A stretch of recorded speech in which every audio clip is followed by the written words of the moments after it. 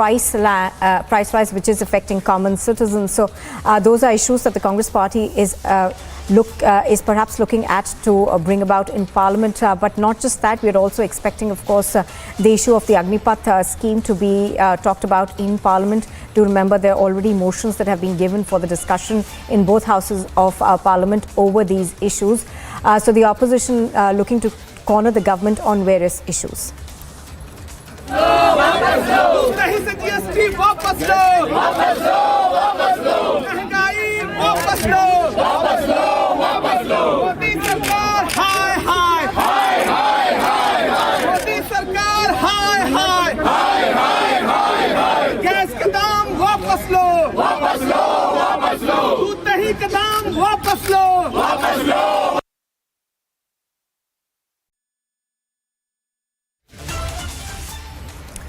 Well, those pictures on your screen are of the Congress protests that are taking place at the Gandhi statue right outside Parliament. The Congress wanting a discussion on various issues.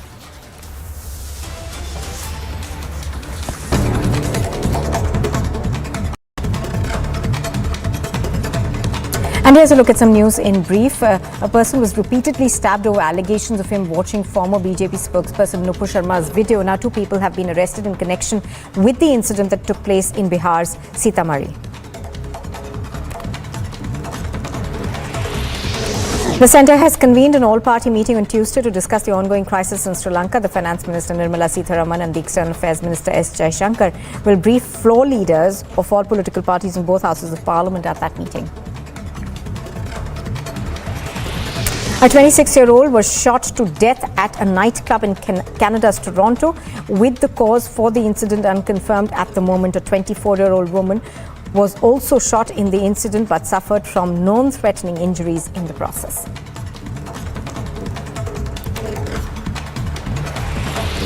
The school secretary, principal, school correspondent and 2 teachers have been sent to 15 days of judicial remand in connection with the death of a 17-year-old schoolgirl in Tamil Nadu's Kallakurichi.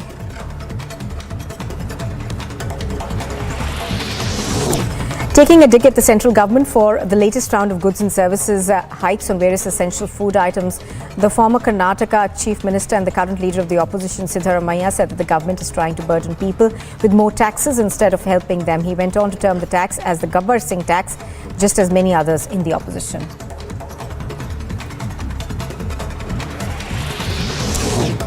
Former UK Chancellor Rishi Sunak extended his lead in the race to replace Boris Johnson as the Conservative Party leader and the British Prime Minister, as he added 14 more votes to his tally in the latest round of voting by Tory members of Parliament. Pakistan's Prime Minister Shehbaz Sharif, after facing an embarrassing defeat in the Punjab Assembly by-polls on Monday, hinted at completing his coalition government's tenure and not giving in to early elections, and demanded the ouster of Imran Khan, who is currently riding atop his popularity wave in the country.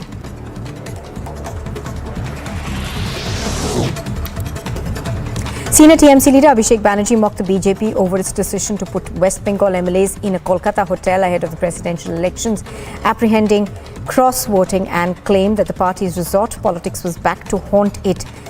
Around 70 BJP lawmakers had been camping in a city hotel in Kolkata ahead of these elections. The veteran singer Bhupendra Singh has passed away at the age of 82. The singer, known for his songs like Dil Dhoondta Hai and Hoton Pe Aisi Baat, among many others, was in hospital in Mumbai. Several celebrities attended the singer's funeral held at Mumbai.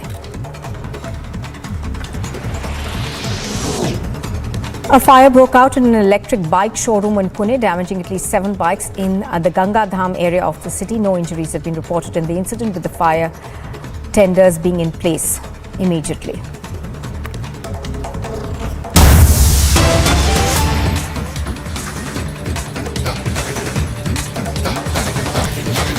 We are now getting more details of the probe in the Lulu Mall controversy. Now 4 people have been identified among the youth who offered namaz at the Lulu Mall. Among those who offered namaz, 4 youths were detained by the Lucknow police and interrogation is being done. Now, do remember that a viral video of Lulu Mall, where people were seen offering namaz at the mall, had created quite a controversy. Thereafter, of course, the police had registered a case against the mall administration, and we're given to understand that 4 people have been detained by the Lucknow police. Now, their interrogation is carrying on even as we speak. Now, 4 of these men, of course, were identified from the post on social media, which had gone viral. Thereafter, of course, the police had demanded, the police had registered an FIR against the mall authorities as well as the management of the mall, and thereafter we are now seeing action in this particular case with 4 people being detained in this controversy. I think Vivek is live. He's reporting from Lucknow on this. We'll get him in just a bit, but those are the details that we're now getting right now, that 4 people have been detained in the Lulu Mall case. Now, pictures that you see on your screen had gone viral on the social media, and thereafter, of course, there had been a lot of political reactions also that came in to this. I think Vivek is reporting on this. Vivek, give us more details of the action that's been taken by the police.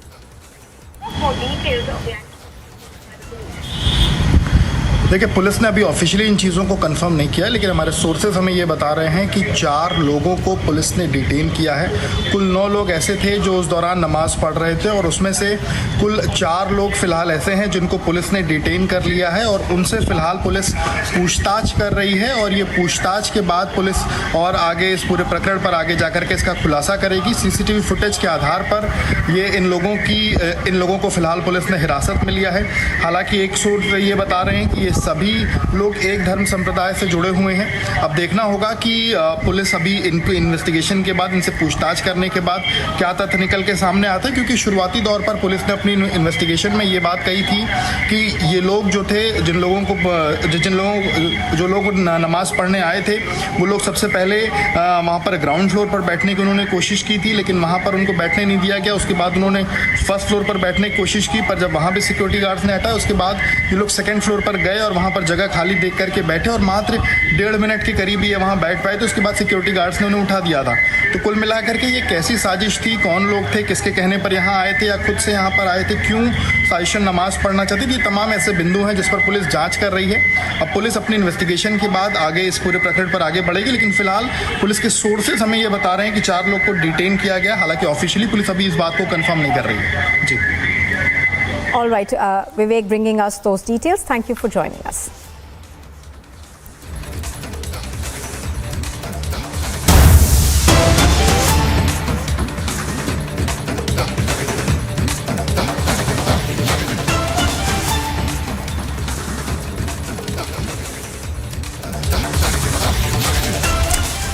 And here's the latest update. We are expecting that second autopsy that had been ordered by the Madras High Court to be conducted today. Now, this had come in after there had been widespread protests outside the school where this girl had allegedly committed suicide. Now, parents of the girl as well as several protesters have been protesting outside school, asking for a second autopsy now to be conducted. The Madras High Court, of course, had stepped in yesterday and ordered a second autopsy of the student to be conducted. I'm going to try and go across to Pragadish, who has more details on this, but the latest we are getting, of course, is that the second autopsy report is expected to be out now. This, of course, happened after the Madras High Court had stepped in yesterday, and thereafter we had seen angry protesters that had essentially been holding protests outside the school for a while, for quite some time now. Violence, of course, broke out on the premises of that private school in Tamil Nadu on Sunday over the death of this class 12 girl inside the campus. Protesters vandalized the school, and thereafter we are given to understand that the Madras High Court had stepped in and asked for a second autopsy to be conducted. Now, the girl allegedly had killed herself after facing harassment at the hands of 2 school teachers who've since, of course, been arrested in the case. The 17-year-old girl who was studying in class 12 was found dead on the 13th of July on the hostel premises. The girl, an inmate of the 3rd floor, was suspected to have ended her life by jumping to the ground from the top floor. Her body, of course, was spotted by a school watchman. Thereafter, there was one autopsy conducted, but the parents were unsatisfied with the reports, with the results of that autopsy. And thereafter, the Madras High Court, of course, had stepped in and asked for another autopsy to be conducted. The cause of the death, as mentioned in the first autopsy report, was multiple injuries and hemorrhage. But the situation outside the school premises turned extremely tense after hundreds of those protesters began to protest what had taken place over there.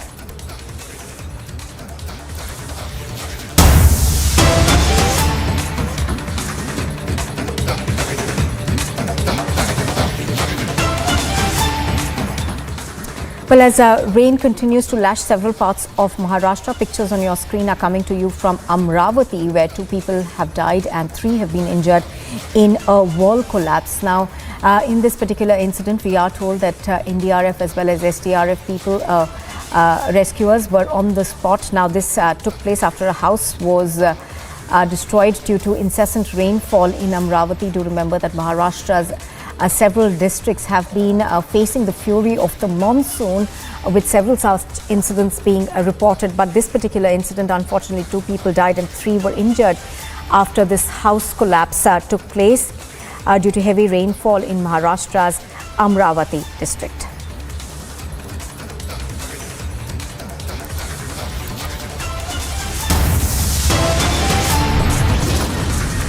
You are watching Republic TV, and still to come, Premadasa bows out of the presidential race, announces support to Dallas. Trouble is mounted for the tainted ex-Mumbai top cop. The ED to grill Sanjay Pandey as the NSC phone tapping case explodes.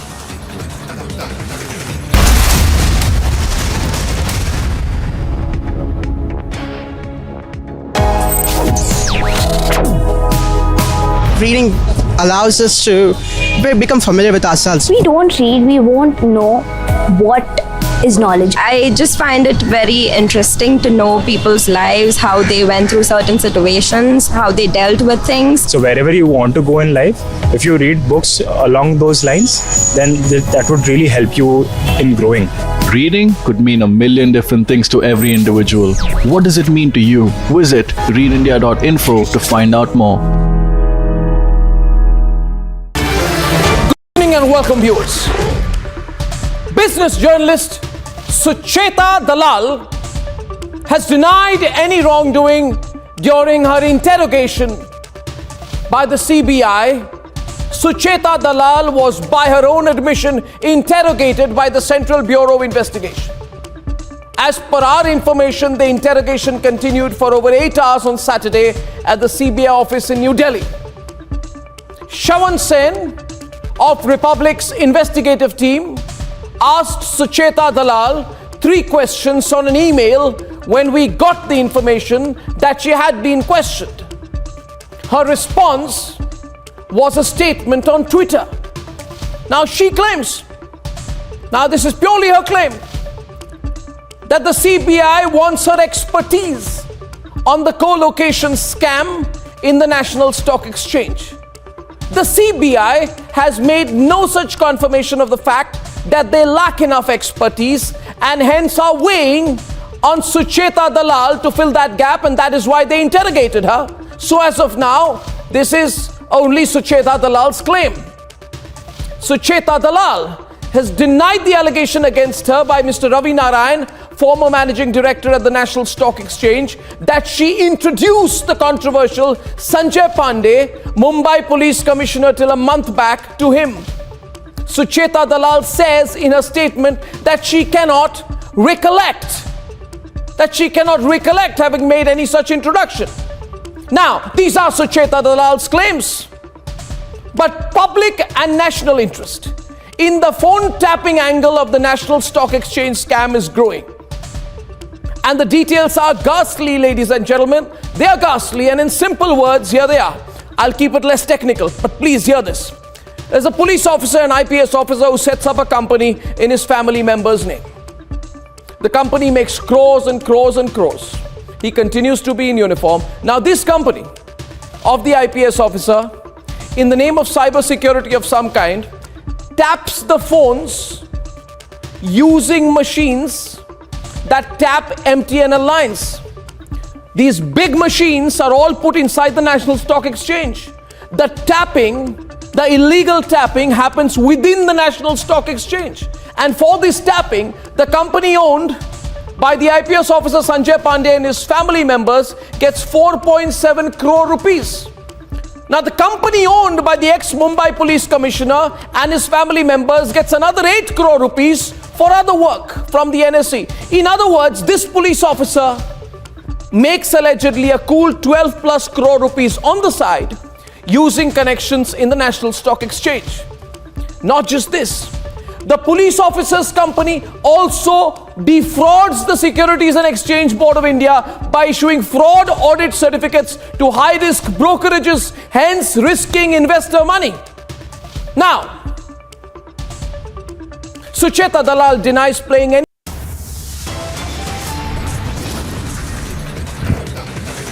Top headlines at 8:30. Day 2 of monsoon session. Multiple adjournment motions moved. Congress stages protest over implementation of GST near Gandhi statue.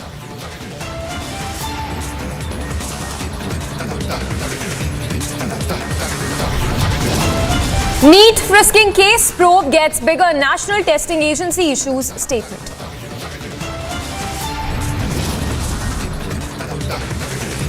Premadasa out of presidential race announces support to Dulles.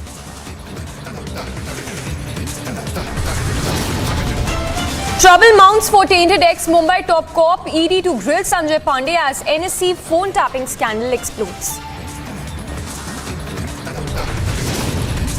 CBI arrests 8 people over the accusation of rigging the NEET national examination.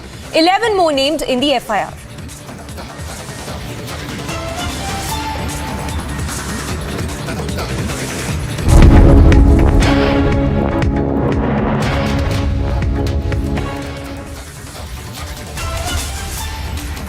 Good morning viewers, thanks for tuning in. You're watching Live and Breaking and I'm Samiksha Srivastava. Straight away starting with breaking news coming in.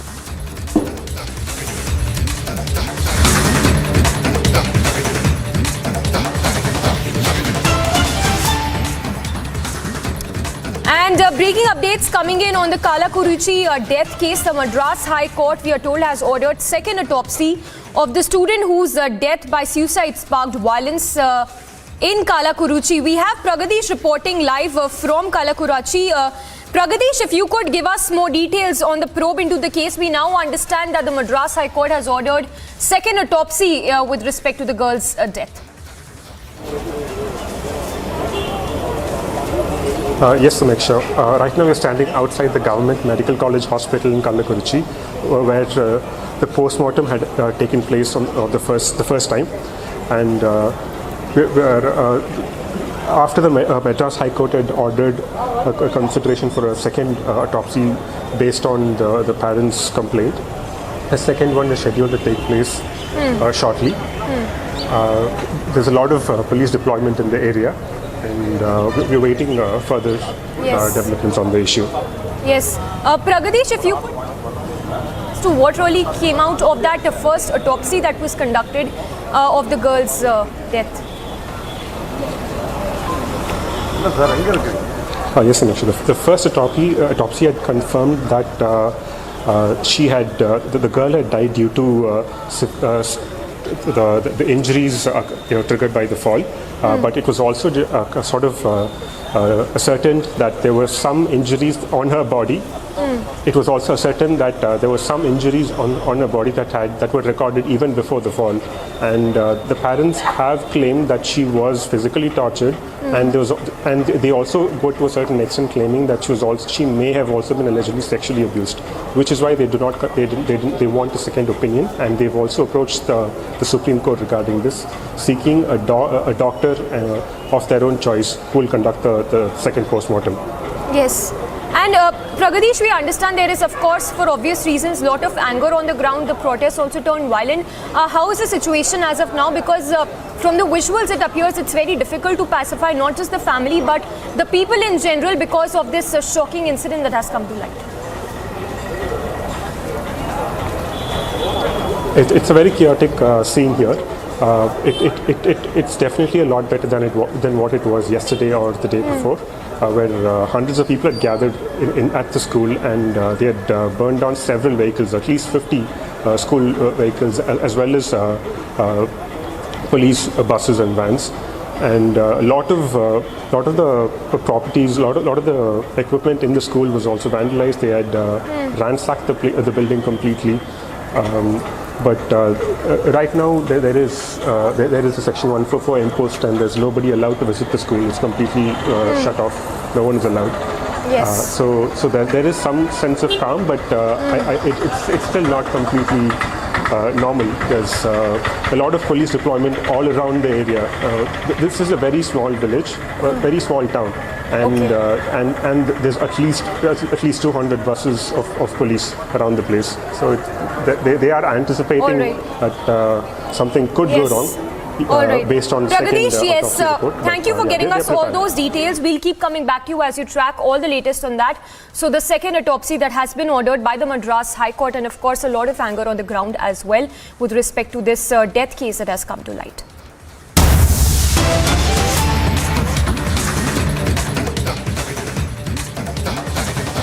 And tracking all the latest on the monsoon session, more updates coming in. Congress MP Deepinder Singh Hooda has given suspension of business notice in the Rajya Sabha over Centre's Agnipath recruitment scheme for entry into the armed forces. So the opposition completely up in arms over several issues, which also includes the Agnipath recruitment scheme. Remember, adjournment motions have also been notice has also been served with respect to the adjournment notices in the lower house, in the Lok Sabha as well. And now we have a suspension of business notice as well that has been served by the Congress. It has with respect to the Agnipath recruitment scheme for entry into the armed forces. So multiple adjournments, not just in the Rajya Sabha, but also in the Lok Sabha with respect to the GST hike, as well as this one, the latest with respect to the Agnipath scheme that has been announced by the centre. In fact, those are the visuals also that we can see on our screens of the opposition up in arms protesting against a slew of issues. We have Madhurima reporting live from the national capital. Madhurima, what is the scene like while we speak as of now? Multiple adjournment notices that have been given by the opposition. How is the situation looking like when we talk about the monsoon session? Well, as far as monsoon session is concerned, joining the suit of the RJD, which has also issued a suspension of business notice in connection with the Agnipath scheme. Now we have Deepinder Hooda, the Congress MP, issuing a suspension of business notice yet again because of the Agnipath scheme. Now this is now likely hinting that there's going to be yet another uproar or yet another major argument on the floor of the House as far as this particular scheme is concerned, because ever since the central government has launched this Agnipath scheme, we have seen that the opposition parties have been coming at it, and they have been criticizing the entire scheme, questioning that those youth who will be coming out or graduating out of the entire scheme and not being submitted in not being really taken into the armed forces, that their future is under the question, and that could raise unemployment and other criminal activities as well. This is what has been highlighted by the Congress and the RJD as well. And now we are seeing that all these opposition parties are coming together against the Agnipath scheme. Sources in the beginning of the monsoon session, in fact a day ahead of monsoon session, at the time when the all-party meeting was called, also told us that Agnipath scheme could be one of the major issue that will be raised by the opposition parties in the monsoon session of the parliament.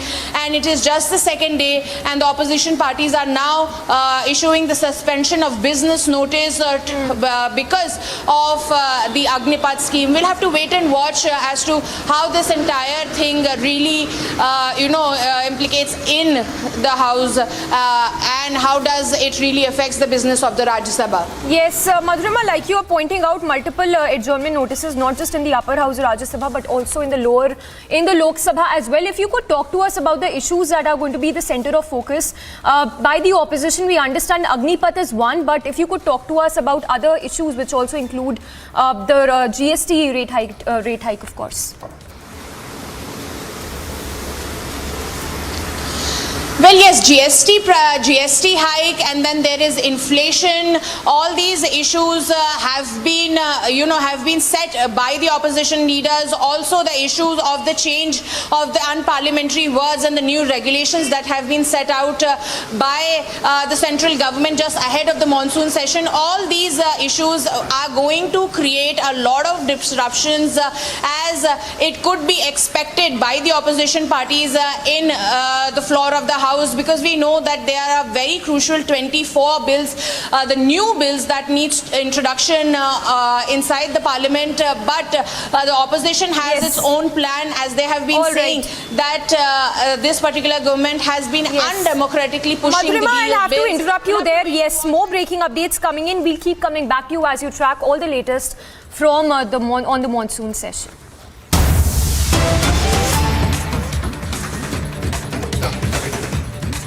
Well, getting in Yogi Adityanath, UP Chief Minister's response on the Lucknow Mall controversy. So that's the first response coming in by Yogi Adityanath, saying that all such elements who try to disrupt peace should be punished. Well, we have that soundbite as well of the UP Chief Minister. Let's listen in.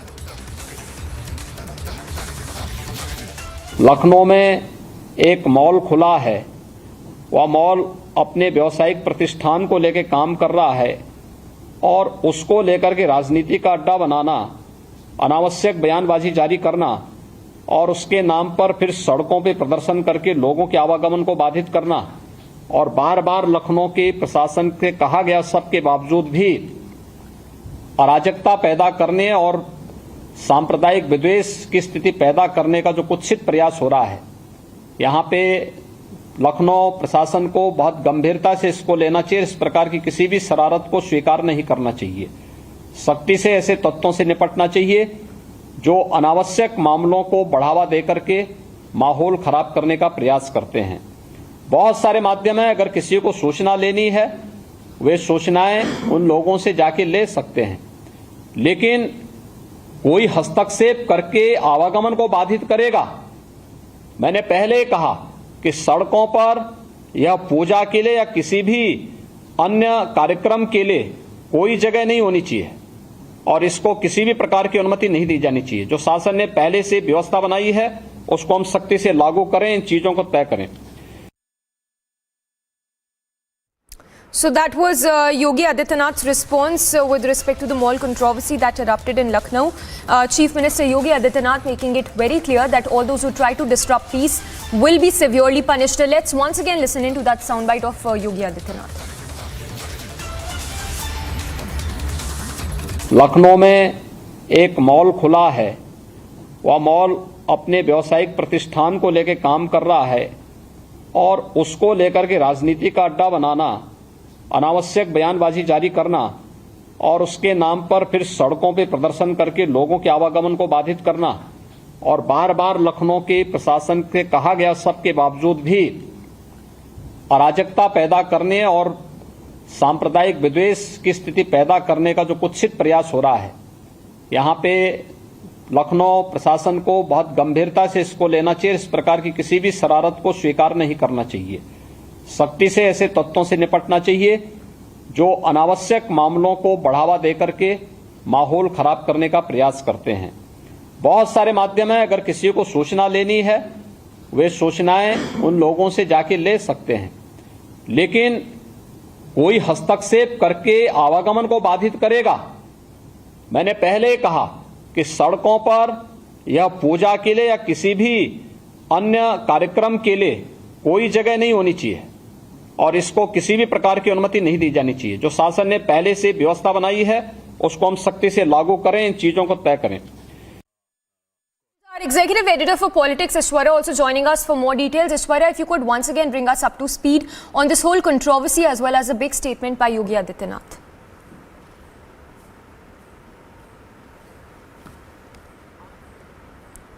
Aishwarya, if you can hear us, if you could give us more details on this Lucknow Mall controversy, and how do you read into this statement of Yogi Adityanath making it clear that those guilty will be severely punished?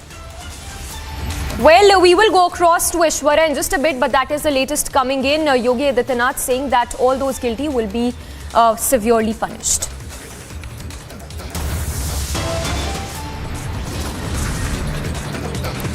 A very short break. It's day 2 of monsoon session. Multiple adjournment motions moved.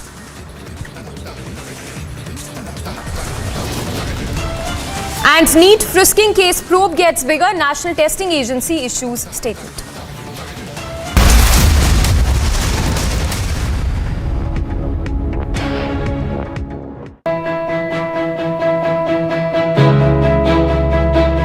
Getting a cab these days is nearly impossible because half the time you don't get rides. Even if your cab gets booked, you're not sure when it is going to get cancelled or how much you're going to pay. Now, answering all this, Mind has come up with beautiful solutions whereby we don't have a surge rate here because they go by government prescribed rates. Not just that, Mind has a beautiful feature where you incentivize the driver, ensuring that he will come and pick you up on time. So, thanks Mind.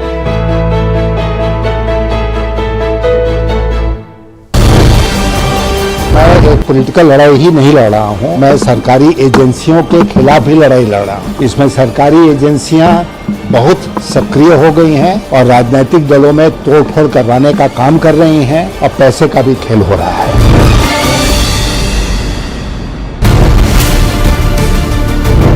Jolt has now been given to Uddhav Thackeray. Ram Kadam has now put down his papers and he was a very close aide of Uddhav Thackeray. Uddhav Thackeray camp is going to respond on this big development which has taken place in the politics of Maharashtra.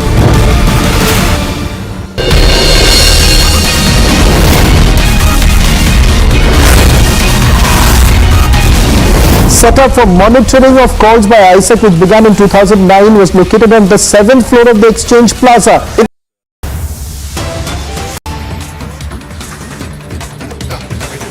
Newsbreak coming in on the DHFL bank scam probe. We are told that the CBI has brought DHFL former MD Kapil Wadhwan along with Director Dheeraj Wadhwan into Lucknow for a court hearing in connection with the scam. So that is the latest coming in. The CBI will produce the accused before the special CBI court today with the alleged aid of along with the alleged aid of Chota Shakil as well. We have Shiv Sena, senior editor, also joining us for more details.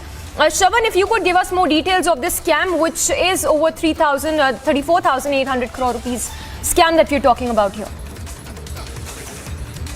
Make sure this is India's biggest bank fraud case in which the DHFL brothers have been named as an accused. In fact, Kapil Wadhwa and as well as his other brother has been named as accused number 1 and accused number 2 in India's biggest bank fraud case. Yes. In fact, there have also been arrests that have been made in this particular case.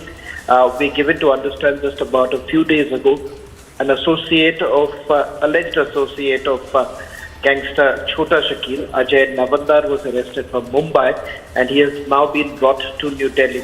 Keeping that in mind, we're being told that the Diwan brothers are also being produced before the court here in the national capital because essentially the agency wants to confront both of them. Because what has essentially happened is that when the searches were carried out at Ajay Navandar's residence, there were a lot of paintings and luxury items that were seized by the central agency. In fact, they suspect that Ajay Navandar was in the process of trying to sell these paintings before the CBI could have carried out these searches, primarily because these are paintings bought from the proceeds of crime. And not just that, these are paintings that the Central Bureau of Investigation suspects belongs to the Wadhwas. And it was Ajay Navandar who was taking care of it, and simply because the case was registered and they suspected that the Central Bureau of Investigation could have carried out some punitive action, that is the reason why Ajay Navandar was in a hurry to perhaps sell off these items, Yes. which the CBI basically suspects were bought from the proceeds of crime. All right. Shravan, thank you so much for getting us all those details. So that is the latest coming in. Kapil Wadhwan along with former director Dheeraj Wadhwan will be produced before the court today. Now, animal rights activist and member of Parliament Menaka Gandhi has written to Chief Minister Basavaraj Bommai seeking his intervention into the death of an elephant owing to electrocution and poaching of its tusks as well. Menaka said that the entire case has been taken away from the Hassan Forest Department and given to the Vigilance Department for investigation. Here's a report. Animal rights activist and MP Menaka Gandhi has written to CM Basavaraj Bommai seeking a probe into the electrocution of a tusker which came into light early this year in Hassan district of Karnataka. In the letter, she alleged that the local JDS MP Prajwal Revanna tried to put pressure on the Forest Department officials to close the case as the accused are the supporters of his party. The letter stated that Hassan Forest staffers mischievously filed new cases applying the same wildlife acts and arrested 2 people helping others escape. Gandhi was referring to the case which occurred in 2021 where a tusker was electrocuted by a farmer, after which the tusks were cut off and the carcass was buried with the help of a backhole in Hassan district. Menaka Gandhi has also accused Forest Range Officer of Hassan of not following the law. Bureau Report, Republic TV. Slipping into a very short break, more news on the other side. Ex-Mumbai CP under the lens.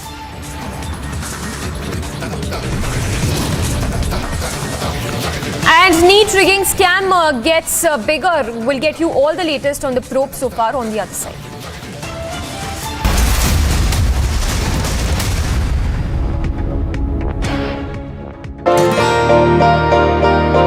ನಾನು ಒಂದು agriculture ಲೈಸೆನ್ಸಲ್ಲಿ ಕೆಲಸ ಮಾಡ್ತಾಯಿದ್ದೆ. ಅದರಲ್ಲಿ ನಾನು ಸಂಪಾದನೆ ಮಾಡಿದಂಥ ಹಣ daily 25ರಿಂದ 30% ಹಣ ಕಮಿಷನ್ ಹೋಗ್ತಾಯಿತ್ತು. ನಮ್ಮ ಮನೆಗೆ ಏನು ಸಹ ತೊಗೊಂಡೋಗ್ತಾ ಇರಲಿಲ್ಲ. ಅದೇ ಒಂದು ಮೈನ್ ಕಂಪ್ನಿಗೆ ಜಾಯ್ನ್ ಆಗಿದ್ದೀನಿ. ಅದರಲ್ಲಿ 0 ಕಮಿಷನ್ ಇದೆ. ಅದರಿಂದ ಸಂಪೂರ್ಣ ನಾನು ದುಡ್ದಂಥ ಸಂಪೂರ್ಣ ಹಣವನ್ನು ನನ್ನ ಮನೆಗೆ ಸಹ ತೊಗೊಂಡೋಗ್ತಾಯಿದ್ದೀನಿ. ಅದರಲ್ಲಿ ಇನ್ನೊಂದು ಏನಪ್ಪ ಬೆನಿಫಿಟು ಅಂತ ಅಂದರೆ 5 ಲಕ್ಷ ಡ್ರೈವರ್ಗೆ ಹೆಲ್ತ್ ಇನ್ಸೂರೆನ್ಸ್ ಕೊಡ್ತಾಯಿದ್ದಾರೆ. ಇದರಲ್ಲಿ ತಿಂಗಳಿಗೆ 2999 ರೂಪಾಯಿ ರೀಚಾರ್ಜ್ ಇದೆ. ಇಲ್ಲ ಒನ್ ಡೇಗೆ 149 ರೂಪೀಸ್ ರೀಚಾರ್ಜ್ ಇದೆ. ನಾನು ಎಷ್ಟು ದುಡಿತೀನೋ ಅಷ್ಟು ಸಂಪೂರ್ಣ ಹಣ ನನ್ನ ಮನೆಗೆ ತೊಗೊಂಡೋಗ್ತಾಯಿದ್ದೀನಿ. ಇದರಿಂದ ನನ್ನ ಫ್ಯಾಮಿಲಿ ಸಹ ನನ್ನ ಕುಟುಂಬ ಸಹ ತುಂಬ ಖುಷಿಯಾಗಿದೆ.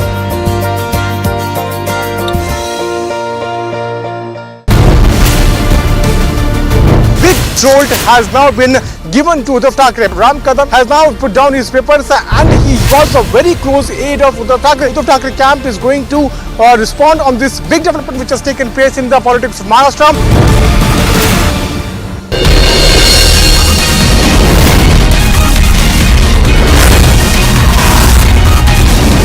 Setup for monitoring of calls by ISEC, which began in 2009, was located on the 7th floor of the Exchange Plaza. Is that they had set up this entire base inside the National Stock Exchange, when machines were basically bought from ISEC's private firm incorporated by the former Mumbai Police Commissioner Sanjay Pandey. A bomb-scared mail was sent to National Hillview School, which was being owned by Congress leader D.K. Shivkumar in Bengaluru. According to the management, they had received a mail yesterday stating that they have planted a bomb in the school premises. Immediately, close to 1,500 students were shifted to a safest place. And even the police had rushed to the spot along with the bomb squad, which has already checked every nook and corner, and they have also said that they haven't found anything. Officers, they have cooperated. Immediately I have given instruction to my secretary and all the staff to vacate the entire building. The children were there, almost 1,500 odd. We have shifted all the children. Now the inspection is going on. As of now, what we get to learn from KPCC president as well as owner of that particular school, D.K. Shivkumar, is that they have received a mail.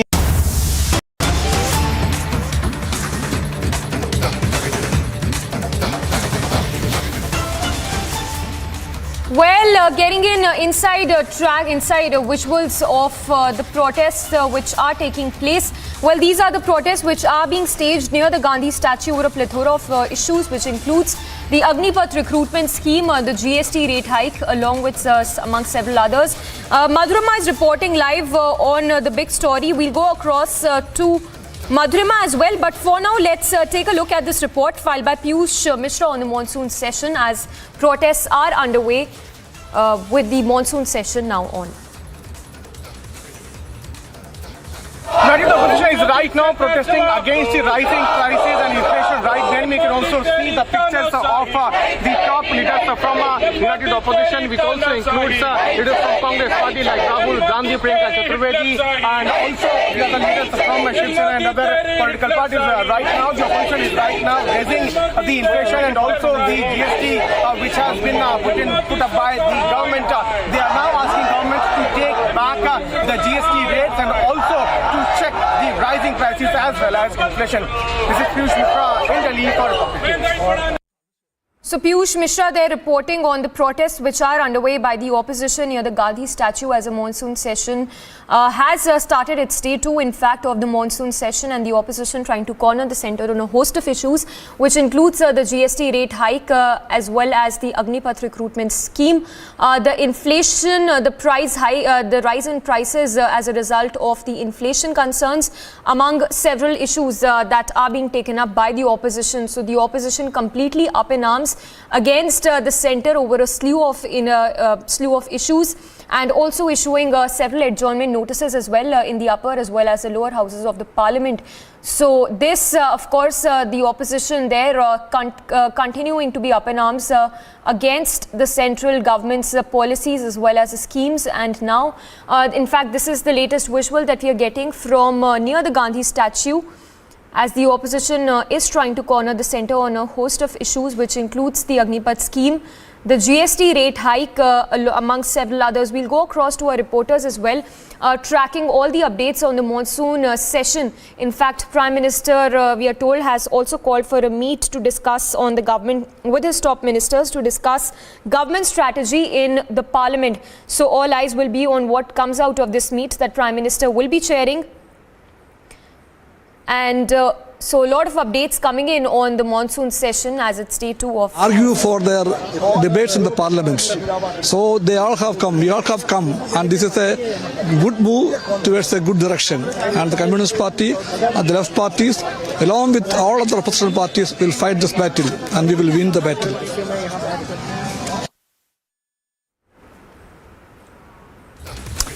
Well, tracking all the latest on the monsoon session, the opposition there trying to corner the central government over several issues, and we have those visuals as well coming in of several Congress leaders along with other opposition leaders who are staging a protest over inflation prices, the rise in commodity prices as well.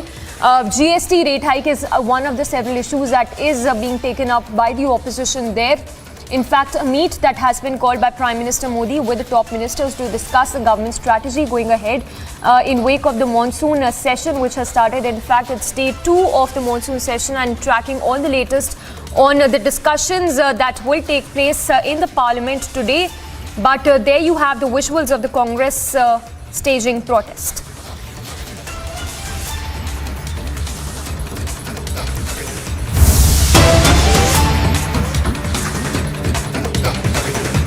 Well, back-to-back news breaks coming in. This one with respect to Kallakurichi suicide case, in which we are told Kallakurichi death case, in which we are told that the SC will hear Kallakurichi case plea tomorrow. So that is the update coming in.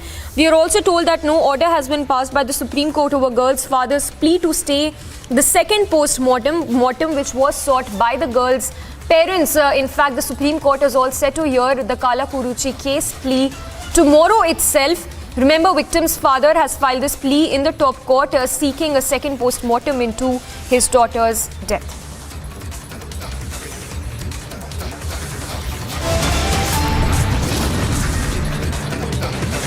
A very short break. On the other side, we'll get you the latest on day 2 of the monsoon session.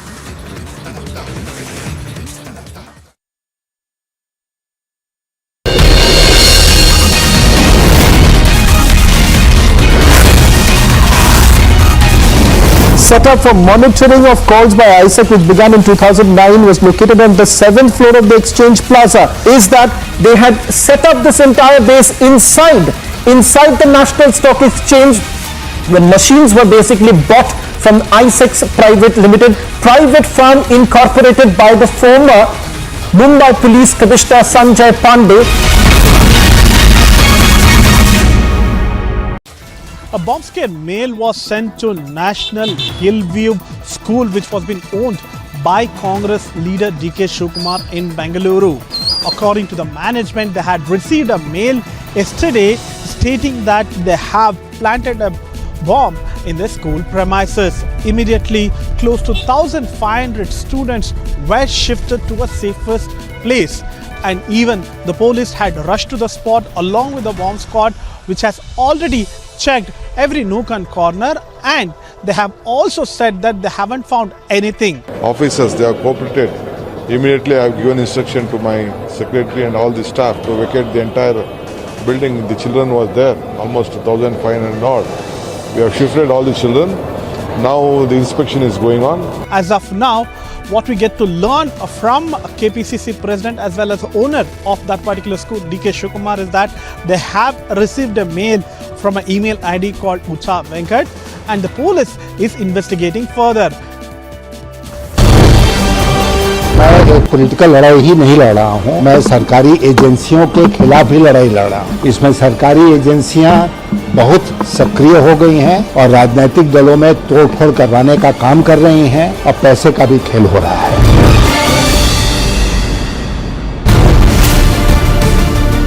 Big jolt has now been given to Uddhav Thackeray. Ram Kadam has now put down his papers and he got a very close aid of Uddhav Thackeray. Uddhav Thackeray camp is going to respond on this big development which has taken place in the politics of Maharashtra.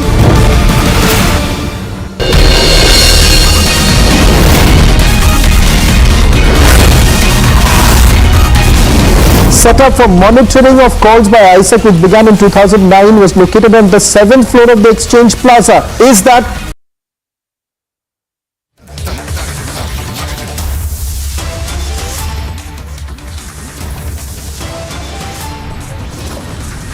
Day 2 of the monsoon session of Parliament, multiple adjournment notices are moved. Parliamentarians set for fiery discussions.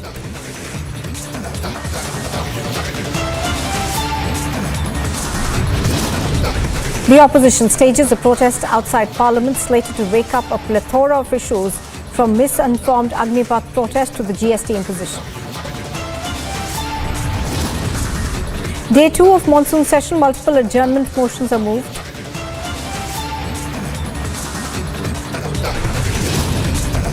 The Congress party stages a protest over the implementation of GST near the Gandhi statue. NEET frisking case probe gets bigger. The National Testing Agency issues a statement. Sajid Premadasa bows out of the presidential race, announces support to Dallas.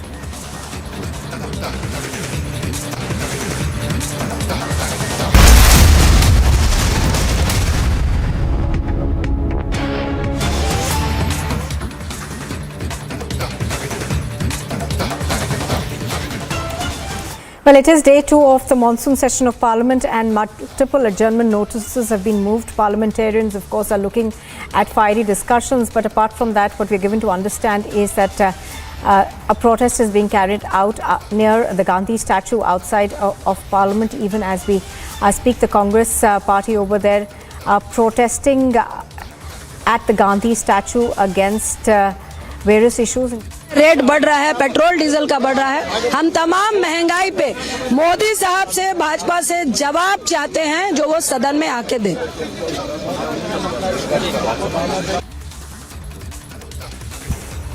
Well, the opposition, of course, is set to raise a host of issues at the monsoon session of Parliament. Key among them are going to be price rise as well as the Agnipath scheme. The Congress party, of course, is also opposing the banking bill adjournments that are set to be brought about in this session of Parliament. But apart from that, the Congress party as well as other opposition parties will be bringing to the fore various other issues such as price rise as well as the imposition of about 5% GST on essential items. So those are things that the opposition is likely to bring out in Parliament. Now, the monsoon session of Parliament commenced yesterday and is likely, as we've been talking about, to see the opposition trying to corner the government over various issues. Madhurima is reporting from outside Parliament on this. Madhurima, give us more details about the protest that we are seeing at the Gandhi statue. Okay. Sir, in year 2016, the Niti Aayog came up with an expert committee report on a model agricultural land leasing law.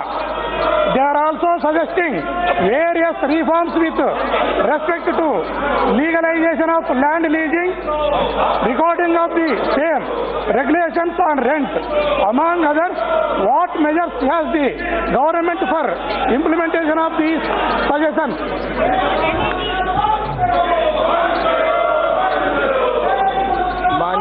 माननीय अध्यक्ष जी, जैसा कि 2016 के अंदर भारत सरकार ने एक model act लाया था और इस मॉडल एक्ट के अंदर जो टेनेंसी एक्ट था, उस एक्ट को सभी राज्यों के अंदर सर्कुलेट किया और राज्यों ने निश्चित रूप से उन सर्कुलेट को किए हुए उनको कुछ राज्यों ने अडॉप्ट भी किया है और कुछ जो कि ये भूमि और जो संबंध है और कृषि का जो है वो राज्य का विषय होता है और इसके लिए उनको कैसे सपोर्ट देना है, उनको कैसे उनको किसानों को सुरक्षा मिले और इसके साथ ही उनके पट्टों को वैध कैसे माना जाए, इस दृष्टि से जो मॉडल एक्ट प्रस्तुत किया है उसके अंदर कुछ राज्य जैसे आंध्र प्रदेश है, उन्होंने अपना एक्ट बनाया है, राजस्थान ने भी अपना एक्ट बनाया है कृषि के लिए और ऐसे ही उत्तर प्रदेश ने भी अपना एक्ट बनाया है। तो इस नाते मुझे लगता है कि किसानों को संरक्षण देने के लिए और ऐसे जो किसान हैं जिनके साथ अन्याय होता है उन किसानों को न्याय मिले, इसके लिए ये एक्ट है वो इसका एक बनाकर और मॉडल एक्ट के रूप में राज्य सरकारों को दिया गया। M. Gurumurthy. Honorable Speaker, sir. Absence of transparency in tie-ups with landlords makes these tenant farmers pay exorbitant and unreasonable payouts in cash and kind. In most cases, it is 50% of produce. What measures is the government taking to curb such exploitation by the landlords?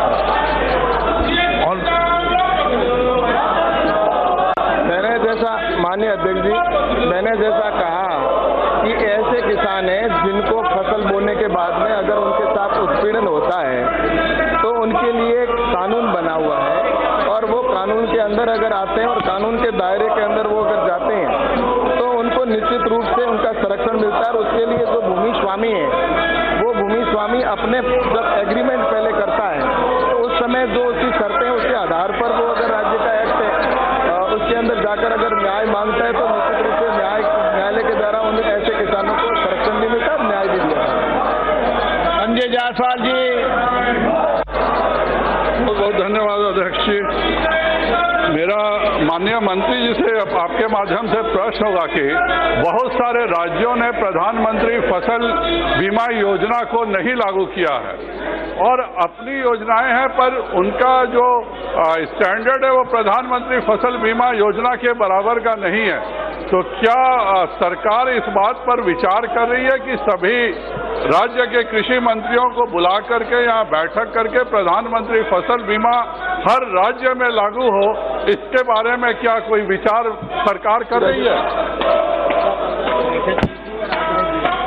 Hello, माननीय सदस्य जी ने जो प्रश्न किया है कि फसल बीमा योजना, वैसे जो फसल बीमा योजना जो नई फसल योजना बनी है उसके अंदर सभी राज्यों से राय लेकर ही उसमें बनाई गई थी और अभी भी हमारी यहाँ पर जो मीटिंग हुई थी जिसमें देश भर के सभी जो कृषि मंत्री हैं उनको बेंगलोर के अंदर मीटिंग हुई और इस विषय पर भी चर्चा हुई है और उसके अंदर ये किसानों उन मंत्रियों से आग्रह किया है कि आप जो फसल बीमा है उसको लागू करें। बाकी वैसे राज्य हैं वो अपनी फसल बीमा योजना के लिए स्वतंत्र है, लेकिन कुछ राज्यों ने जैसा कि आंध्र प्रदेश है, आंध्र प्रदेश ने पहले इस योजना से इस जो नई फसल बीमा नीति से बाहर गए थे, लेकिन अब उन्होंने वापस 1 साल के बाद में पुनः उन्होंने अडॉप्ट किया। तो इस तरह से ये जो नई फसल बीमा नीति है उसको लेकर राज्य भी और राज्य सरकार के निश्चित रूप से हम संपर्क में और उनसे इस बात पर चर्चा भी होती है और मीटिंग भी करते हैं।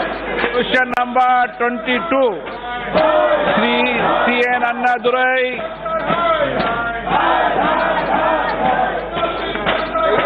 माननीय मंत्री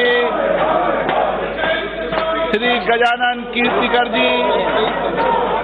okay, Shri Gajanan Kirtikar ji, Shri SS Palikam ji, please ask question. No. Shri Maluk Nagar ji. मैं माननीय मंत्री जी से पूछना चाहता हूं कि जो फूड प्रोसेसिंग मिनिस्ट्री के अंडर जो गन्ने के रेट बढ़ाने की बात आती है, जो थोड़ा सा सरकार ने बढ़ाया उसके लिए धन्यवाद, लेकिन देश में कोई भी ऐसा नहीं है कि जहां पे गन्ने पे पेमेंट रुकी हुई है उस पर ब्याज नहीं मिलता और कहीं पे। अच्छा साहब, दूसरा इसमें दूसरी जुड़ी हुई चीज कह रहा हूं, दूसरा कि मेरठ पश्चिम उत्तर प्रदेश, जहां बागपत लोकसभा, मेरठ लोकसभा, मुजफ्फरनगर लोकसभा, सहारनपुर लोकसभा, बिजनौर लोकसभा, नगीना लोकसभा, गाजियाबाद लोकसभा, अमरोहा लोकसभा, मेरठ में R&D रिसर्च के लिए कोई इंस्टीट्यूशन खोलने की प्लानिंग है या नहीं है?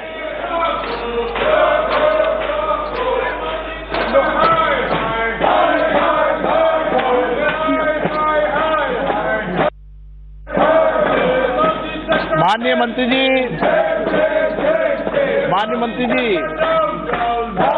जवाब मलुक का जी, इस पर भविष्य में विचार किया जाएगा। ओके, श्रीमती चिंता Anuradha. Thank you, sir. A Center for Excellence with an expenditure of 10 crores in non-thermal processing was recently inaugurated at National Institute of Food Technology, Entrepreneurship and Management, Tanjavur, with an aim to promote next generation technologies and meeting global standards in research and academics in the field of food processing. Does the government propose to establish any such centers in the state of Andhra Pradesh? Thank you, sir.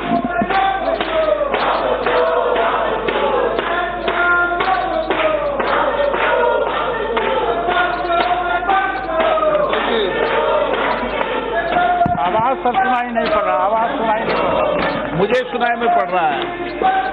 Tamil Nadu में स्वीकृत परियोजना 81 है, जिसमें mega food park 1 है, cold chain 16 है, mini food park 11 है, clinic 24 है, backward forward 9 है, लैब 20 है, ऑपरेशन ग्रीन है, जिनका प्रोजेक्ट कॉस्ट 1328 करोड़ रुपया है और स्वीकृत 348 करोड़ रुपया है। क्वेश्चन नंबर 23 श्री दीपक वेद। माननीय सदस्यगण, आपने बहुत महत्वपूर्ण प्रश्न लगाया है, किसानों के समर्थन मूल्य पर प्रश्न लगाया है। आप सदन में प्रश्न नहीं करना चाहते, तख्तियां लेकर आ रहे हैं। ये दादा नियमों की किताब लेकर खड़े हैं और नियमों की किताब आपने पढ़ रखी है। ये नियम की किताब, दादा नियम की किताब पढ़ाओ इनको। नियमों के तहत 349 के तहत सदन के अंदर तख्तियां लेकर आना उचित नहीं है, ये परंपराएं ठीक नहीं है। आप सदन के अंदर कुछ मर्यादाओं का पालन करो, अच्छी परंपराओं का पालन करो। महत्वपूर्ण प्रश्न आपने लगाया किसानों पर, समर्थन मूल्य पर। बाहर जाकर किसान की बात करते हो, अंदर सदन में किसानों की बात नहीं करते हो। बाहर जाकर महंगाई की बात करते हो, सदन के अंदर महंगाई की बात नहीं करते। आपको पिछले सत्र में मैंने महंगाई की चर्चा के अलाउ किया था, आपने चर्चा नहीं की उस पर। ये उचित नहीं है, गलत तरीका है। नो, आप सदन में चर्चा नहीं करना चाहते। मैं हर विषय पर, हर मुद्दे पर आपको चर्चा करने का पर्याप्त अवसर देता हूं। सभा की कार्रवाई आज दोपहर 2 बजे तक के लिए स्थगित की जाती है।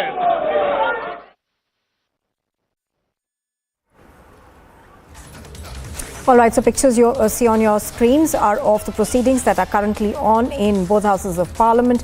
Now, even as these proceedings are on, there is a protest that's taking place outside outside Parliament. Now, both houses, of course, have been adjourned. Well, the opposition, of course, is set to raise several issues inside and outside Parliament. Both, we can see the Congress party protesting at the Gandhi statue. But apart from that, the opposition is set to raise the issue of price rise, inflation, as well as the issue of the Agnipath scheme. We are seeing the opposition also talk about the banking bill that is set to come in this session of Parliament. The monsoon session of Parliament, of course, began yesterday and is set to continue till the 12th of August. The government on its part is looking to bring in several bills. We are hearing about 32 in number, 14 of which have already been formulated, are expected to be tabled in both houses of Parliament soon. Now, sloganeering is also taking place inside Parliament. So the Rajya Sabha and the Lok Sabha both have been adjourned as protests continue both inside and outside of Parliament. The issue that the opposition wants to raise, of course, is a price rise, inflation, as well as several other key issues, including the 5% GST that has now been levied on essential items. That also is high on the list of the opposition. We are also, of course, seeing sloganeering taking place at the Gandhi statue outside of Parliament. So both houses of Parliament have been adjourned. At the moment, I think there will be convening at about 2 o'clock this afternoon. So a massive showdown that's taking place both inside and outside of Parliament. Now, there are several bills that the government is looking to bring about in the monsoon session of Parliament. 14 of them have also been worked upon. But what we are given to understand is that the government is looking to move about 32 bills in this monsoon session of Parliament. Yesterday, of course, was the monsoon session's beginning, which began essentially with the presidential elections.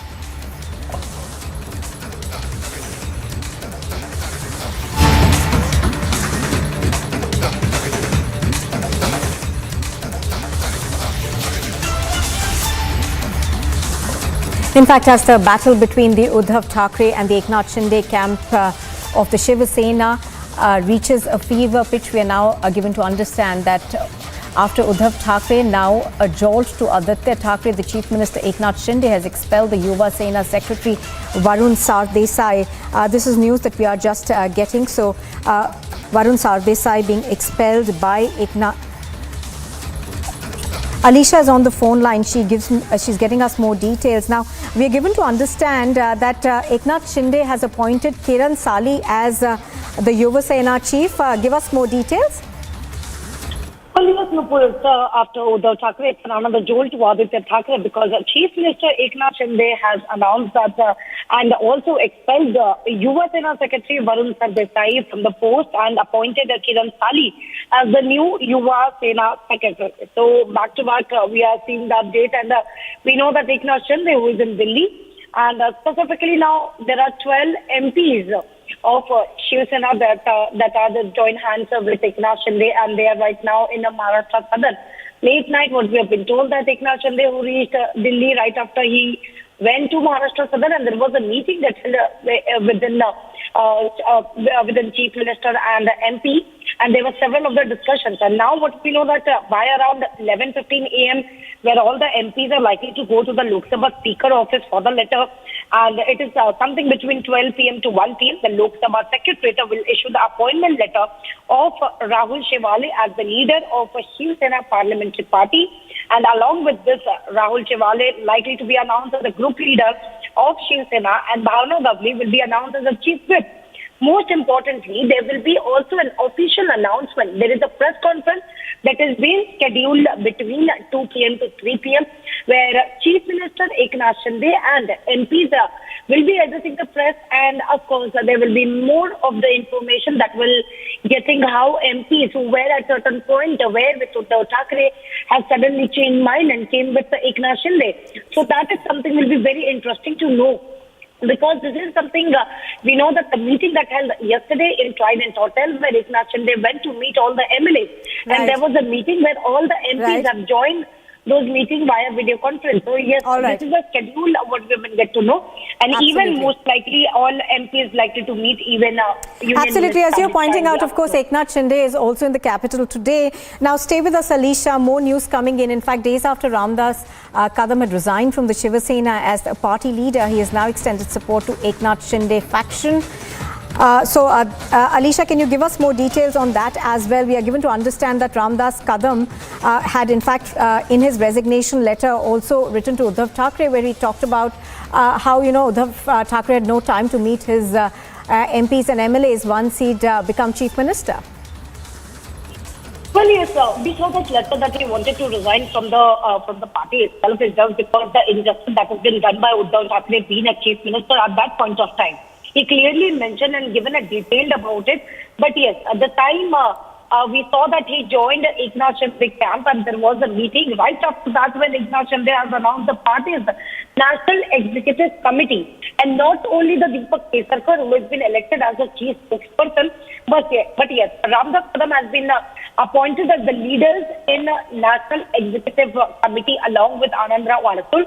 And moreover, the other MLAs, that is Yashwant Jadhav, Gulab Patil, Uday Samant, Sharada Ponte, Tanaji Sawant, Shivaji Rao Patil has been appointed as the deputy leader.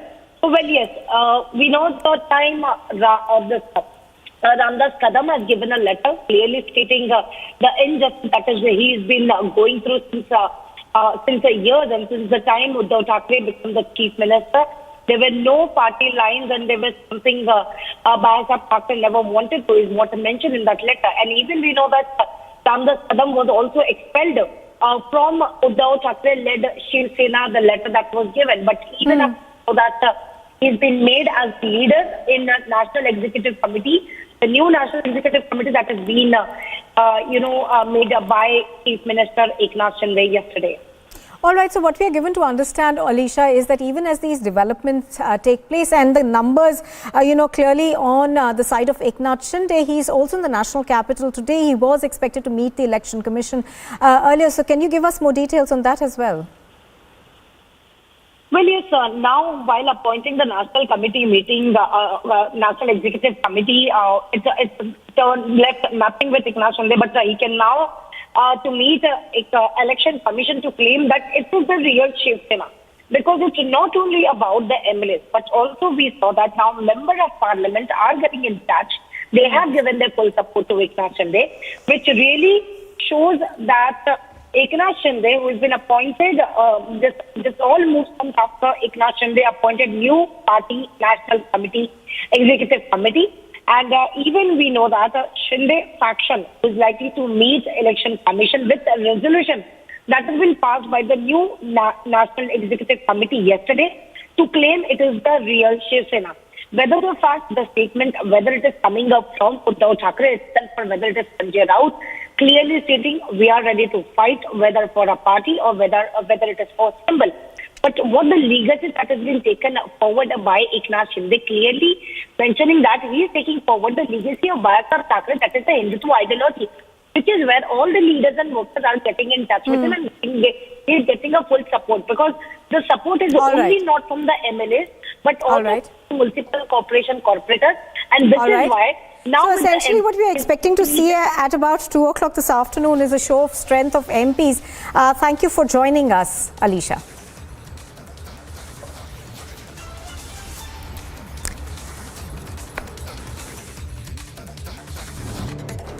And here's a look at some more news in brief. The Congress MP Manikam Tagore has given an adjournment motion notice in the Lok Sabha on the issue of imposition of 5% GST on essential items. The monsoon session of Parliament began yesterday.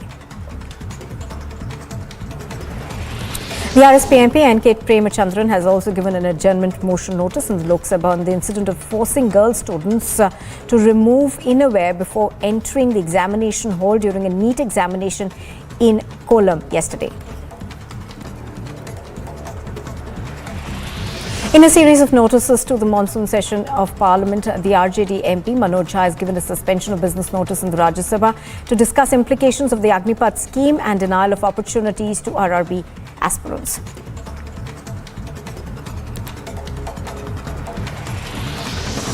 The DMK Rajya Sabha MP Tiruchi Siva has given a suspension of business notice under Rule 267 on the issue of hike in the price of petroleum products, leading to increase in price of essential commodities. As the tussle grows between Uddhav Thackeray and the Shinde camp, Maharashtra's Chief Minister Eknath Shinde is likely to meet the Election Commission to claim they are the real Shiv Sena. This move comes after the Chief Minister Shinde appointed a new party National Executive Committee. Now, this also comes ahead of the Supreme Court's hearing, which is set to be held tomorrow. Meanwhile, the BJP MLA Parag Shah has also held a meeting with the MNS Chief Raj Thackeray at his residence.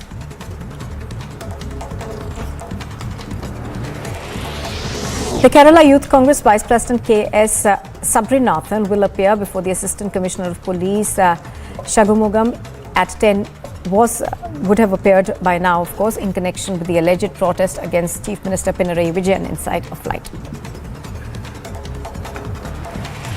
The father of the victim, Ramalingam, has approached the Supreme Court to appoint their own doctor to conduct a second post-mortem. He is also likely to file an appeal requesting the petition to be heard urgently today. Meanwhile, the Directorate of Matriculation has sent a notice to 987 private schools seeking an explanation from them over closing of schools against the government's advice. The Congress in Jammu and Kashmir will be holding a massive protest on the 21st of June. The Congress party will hold a protest against the ED for summoning Congress leader Sonia Gandhi in the National Herald case. Meanwhile, senior Jammu and Kashmir Congress leaders have been asked to reach Jammu by tomorrow evening. The BJP MP Kirori Lal Meena has alleged a death threat by a man identifying himself as Qadir Ali Rajasthani, accusing him of spreading hate against Muslims. Qadir Ali, in his letter shared by Meena with the media, expressed his anger at Meena's advocacy of Hindus and considering himself a Hindu leader.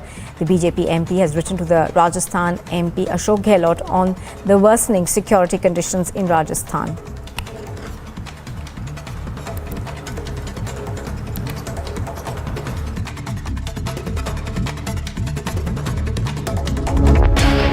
Now, in a shocking incident, a man named Naveen Dodamani was attacked by perpetrators after his throat was slit at Dharwad district in Karnataka. A case has been registered and Naveen is currently undergoing treatment at a local hospital. In yet another case of public apathy, a heart-wrenching incident was reported from Karnataka's Dharwad. 28-year-old Naveen Dodamani throat was slit by perpetrators near Nugikere village of Dharwad.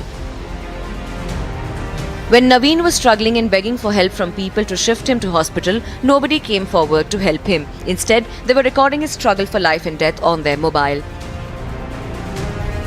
At last, police called an ambulance and shifted to KIMS Hospital of Dharwad. Meanwhile, Naveen Dodamani is undergoing treatment at the hospital. Dharwad police has registered a case against the miscreants at Dharwad Rural Police Station and further probe is underway to nab the criminals. Remember, this comes into light after recent incidents of attacks in Udaipur and Amravati. Bureau Report, Republic TV.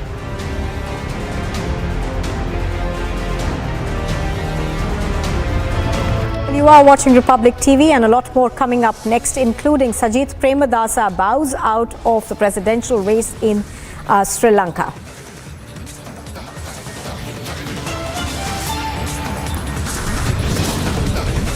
Trouble mounts for the tainted ex-Mumbai top cop. The ED is to grill Sanjay Pandey as the NSE phone tapping scandal explodes.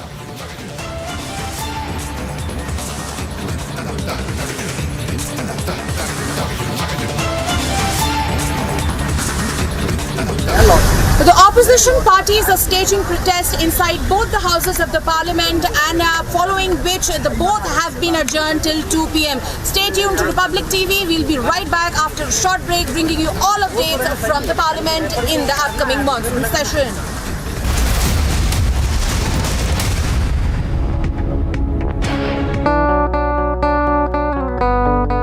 My app ಒಂದು app launch ಆಗಿದೆ. ಇದು ಒಂದು auto ಡ್ರೈವರ್ಸ್ಗೆಲ್ಲ ತುಂಬ ಹೊಸ ಅನುಭವ. ಹಾಗಾಗಿ ಯಾವುದೇ ತೊಂದರೆ ಇಲ್ದಿರ ಇದನ್ನು ನಾವು ಎಲ್ಲ ಆಟೋ ಡ್ರೈವರ್ಸು ಉಪಯೋಗಿಸ್ಕೋಬೋದು. ದಿನಕ್ಕೆ 29 ರೂಪಾಯಿ ಹಾಗೂ ತಿಂಗಳಿಗೆ 499 ರೂಪಾಯಿ. ಯಾವುದೇ ಒಂದು ಕಮಿಷನ್ 30% ಕಮಿಷನ್ ಇಲ್ದಿರ ಇನ್ನೊಬ್ಬ ಅಗ್ರಿಗೇಟ್ಸ್ಗೆ ನಾವು ಕೊಡ್ದಿರ ನಮ್ಮ ಸಂಪಾದನೆ ಹಣನ ನಾವು ತೊಗೊಂಡೋಗ್ಬೋದು. ನಾವು ಕಷ್ಟಪಟ್ಟ ಹಣ ನಮ್ಮ ಹತ್ರನೇ ಇರುತ್ತೆ. ನನ್ನ ಸಂಪೂರ್ಣ ದುಡಿಮೆ ನನ್ನ ಹತ್ರ ಇದೆ. ನಾನು ಖುಷಿಯಾಗಿದ್ದೀನಿ.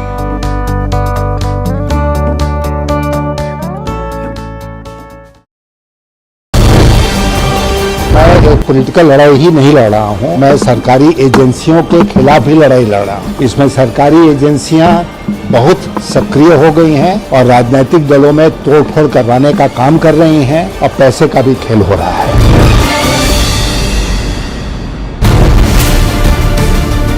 With jolt has now been given to Uddhav Thackeray. Ram Kadam has now put down his papers and he was a very close aide of Uddhav Thackeray. Uddhav Thackeray camp is going to respond on this big development which has taken place in the politics of Maharashtra.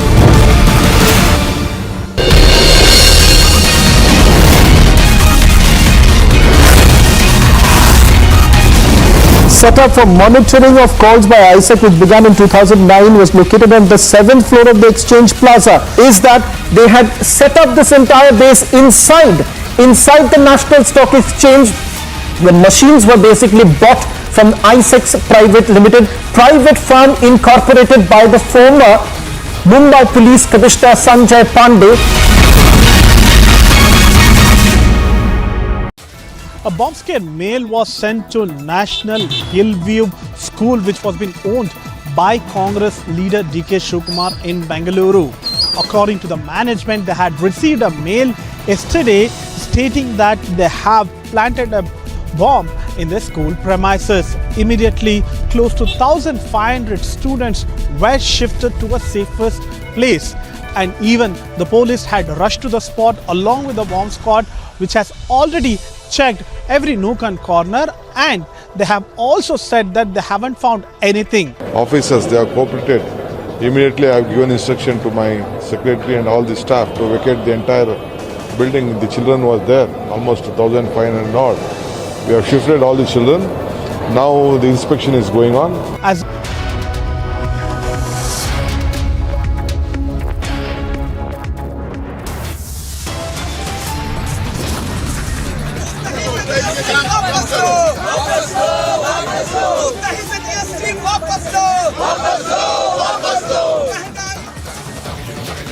Top headlines at 11:30. Opposition stages protest at Parliament, slated to rake up plethora of issues from misinformed Agnipath protest to GST imposition. After Uddhav, Shinde jolt strikes Aditya Thackeray. Shinde appoints own Shiv Sena secretary.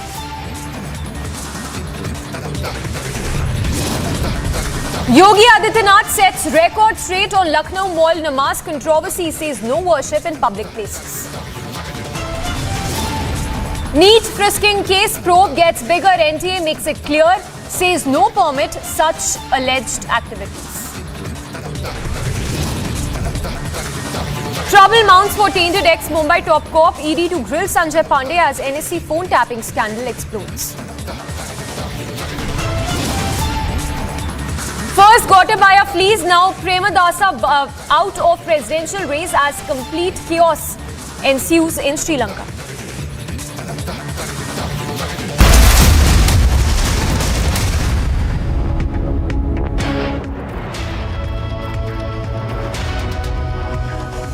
Good morning viewers, thanks for tuning in. You're watching Live and Breaking and I'm Samiksha Srivastava. Straight away starting with breaking news coming.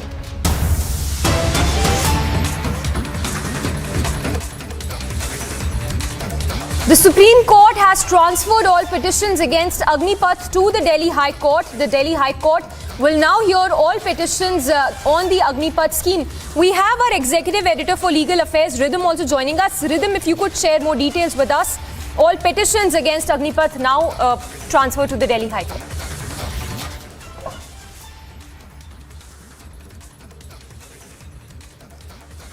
Yes, that's right. Today, the Supreme Court has, for now, transferred all the cases to the Delhi High Court. The Supreme Court, while doing so, has said it's not mandatory that the Supreme Court will hear all the pleas. Prashant Bhushan had come forward and said that these transfer petitions need to be filed against the Agnipath scheme to the Delhi High Court. Finally, the Supreme Court transfers the 3 petitions pending with it to the Delhi High Court. Only the Delhi High Court will hear all the petitions against the Agnipath scheme. As the Supreme Court transfers the petitions, they've also said the Delhi High Court will hear these petitions. And they said only after the order of the Delhi High Court can one approach the top court of the country.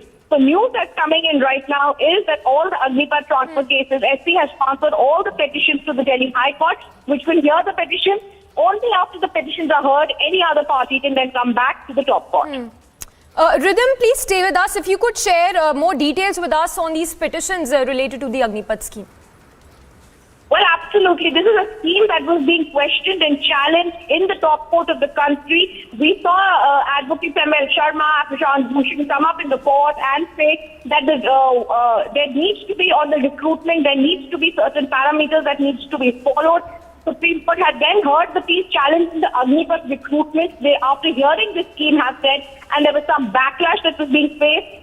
Some pleas were filed in the court challenging the centre's Agnipath recruitment scheme. However, Agnipath scheme, remember, had come under the scanner by a section of the population who have argued against the Yojana. This was a bench that was hearing the matter, and they said that all these cases will first be decided in the Delhi High Court, after which, whatever the decision is, they can then come back to the Supreme Court. All right. So, Rhythm, just a follow-up question. If you could, once again, for the benefit of our viewers, take us through the Agnipath scheme as well, because we understand there are a lot of misconceptions as well. And what does this mean going ahead with the Delhi High Court now set to hear all these petitions? Well, the Delhi High Court will be quickly hearing this matter now that the Supreme Court has come out with this particular judgment, that this particular order, where they say it's the Delhi High Court that is to hear all of these cases. Similar petitions that are also pending will be heard by the Delhi High Court. As regards similar petitions, the Supreme Court said the High Court should either give an option to the petitioners to either have their petitions transferred to the Delhi High Court or keep the petitions pending with liberties. The Supreme Court has basically noted the multiplicity of petitions on the subject would not be desirable or proper, and that's why they said first let the Delhi High Court give a decision in this regard, after which they shall hear it if need be. All right. Rhythm, thank you so much for getting us all those details. So that is the latest coming in. Supreme Court has transferred all the petitions on the Agnipath to the Delhi High Court. The Delhi High Court now is all set to hear these petitions after the Supreme Court transferred all these petitions related to the Agnipath scheme. So all eyes on what comes out of the Delhi High Court hearing, which will take place in a few days, on these pleas relating to the Agnipath scheme.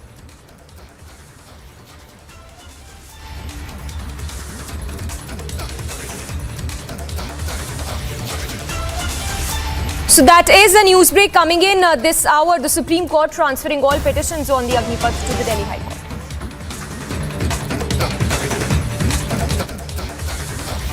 Well, on to more news break coming in. Sources telling Republic that MPs will go, some MPs will go to the Lok Sabha Speaker's office for the letter. In fact, between 12 p.m. to 1 p.m, we are told the Lok Sabha Secretariat will issue the appointment letter of Rahul Shewale as a leader of Shiv Sena Parliamentary Party. So a lot of source-based information that is coming in. Along with this, we are told that Rahul Shewale will be announced as the group leader of the Shiv Sena. We'll be going across to Alicia as well to get us more details.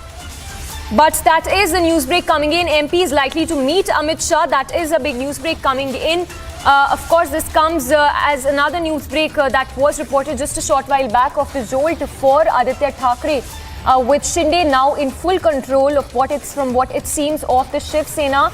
Remember, it's a legacy war that has broken out between the two factions, the Udhav-led camp as well as Shinde-led camp as well. And the news break that is coming in at this point is that the MPs are likely to meet Home Minister Amit Shah. In fact, we are also told that there's going to be a press conference that will be chaired by Chief Minister Eknath Shinde and MPs at Maharashtra Southern between 2 p.m. and 3 p.m.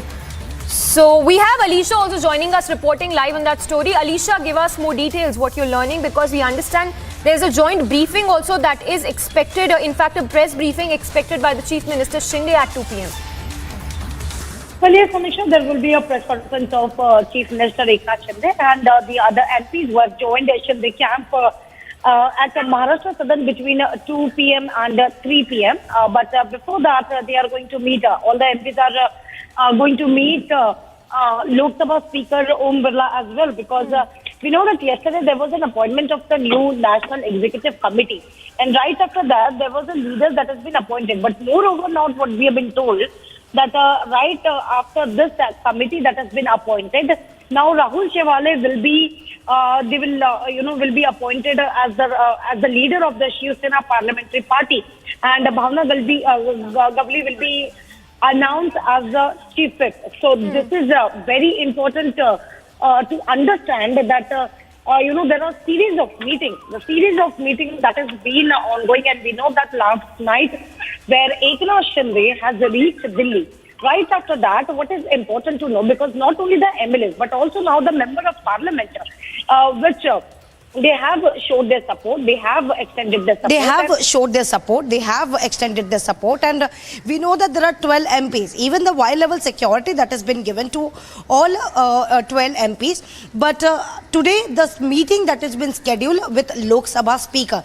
This is to appoint, Rahul Shivale as the leader of the Shiv Sena Parliamentary Party. As we know that for now, Vinayak Raut is the group leader.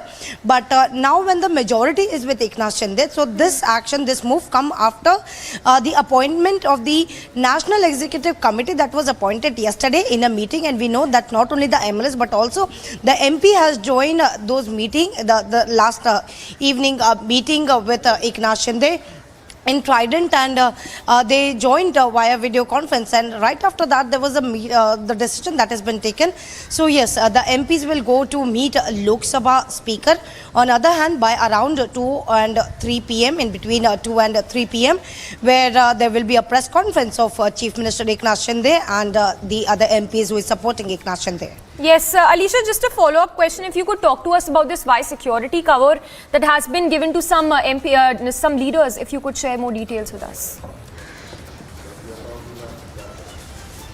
Well, yes, Samiksha, we saw what has happened when the time the MLAs were supported and went to Guwahati. There were many of the offices that were under attack, and many office of MLAs that was vandalized.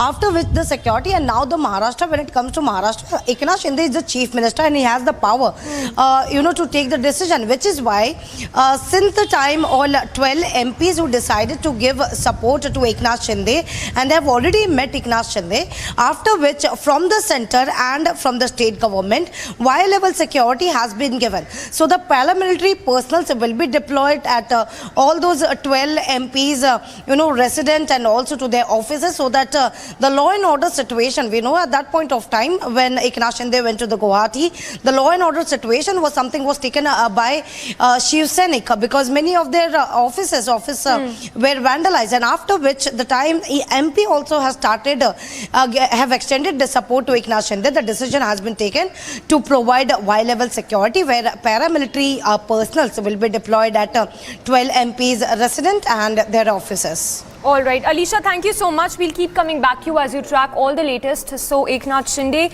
who is all set to address the media post 2 p.m. today, and of course this also comes close on the heels of the appointment letter of Rahul Shivale as the leader of Shiv Sena Parliamentary Party. So tracking all the latest on Dhfl versus Shinde camp. Remember, a legacy war that is that has also in the limelight, the legacy war between the Dhfl-led faction as well as Chief Minister Shinde-led faction, and Shinde there appointing expelling the Yuva secretary, Sena secretary as well.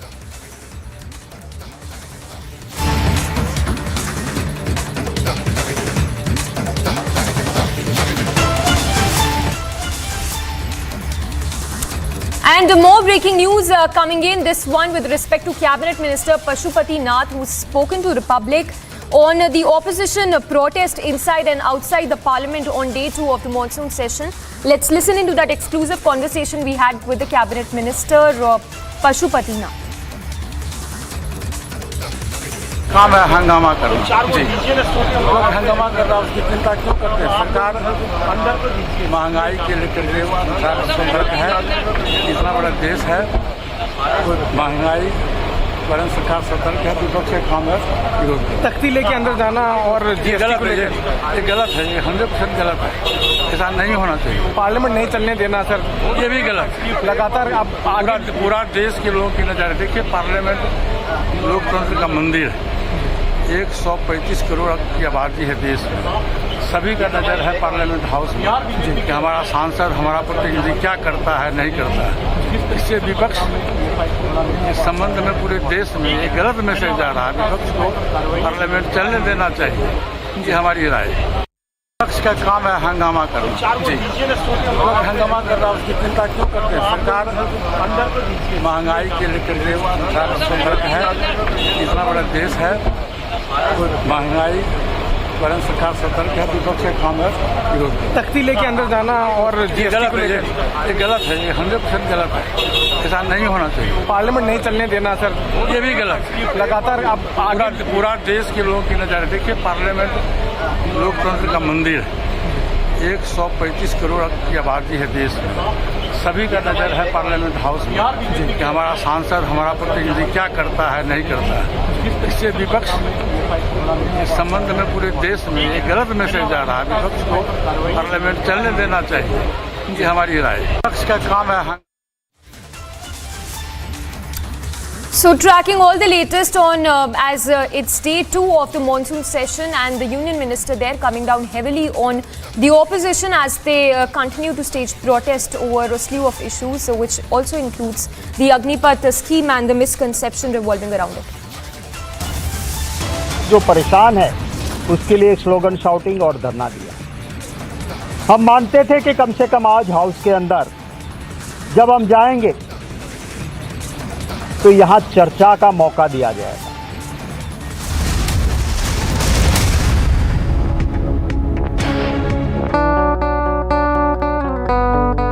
My app ಒಂದು app launch ಆಗಿದೆ.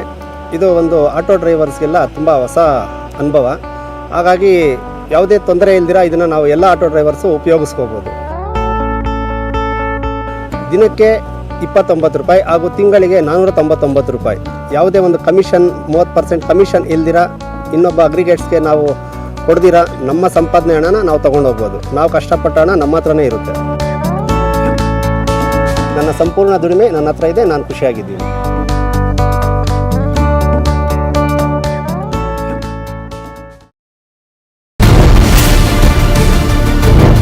Jolt has now been given to Uddhav Thackeray. Ram Kadam has now put down his papers and he got a very close aid of Uddhav Thackeray. Uddhav Thackeray camp is going to respond on this big development which has taken place in the politics of Maharashtra.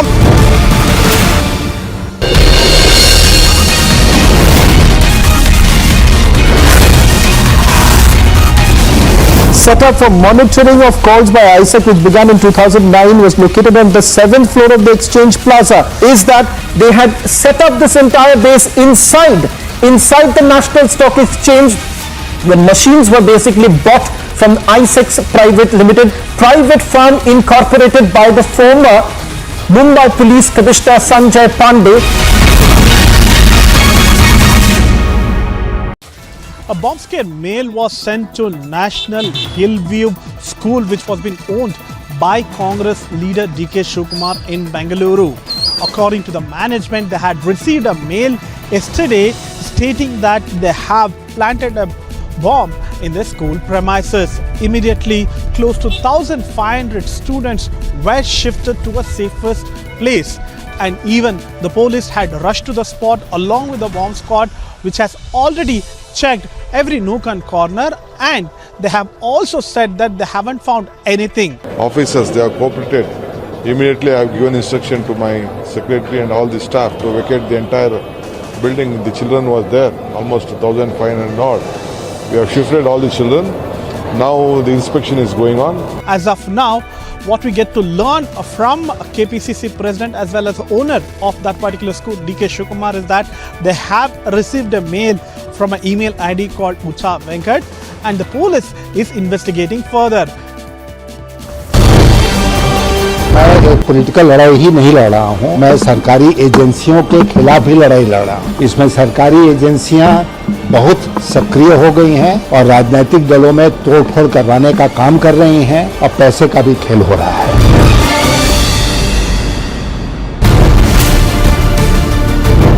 Jolt has now been given to Uddhav Thackeray. Ram Kadam has now put down his papers and he got a very close aid of Uddhav Thackeray. Uddhav Thackeray camp is going to respond on this big development which has taken place in the politics of Maharashtra.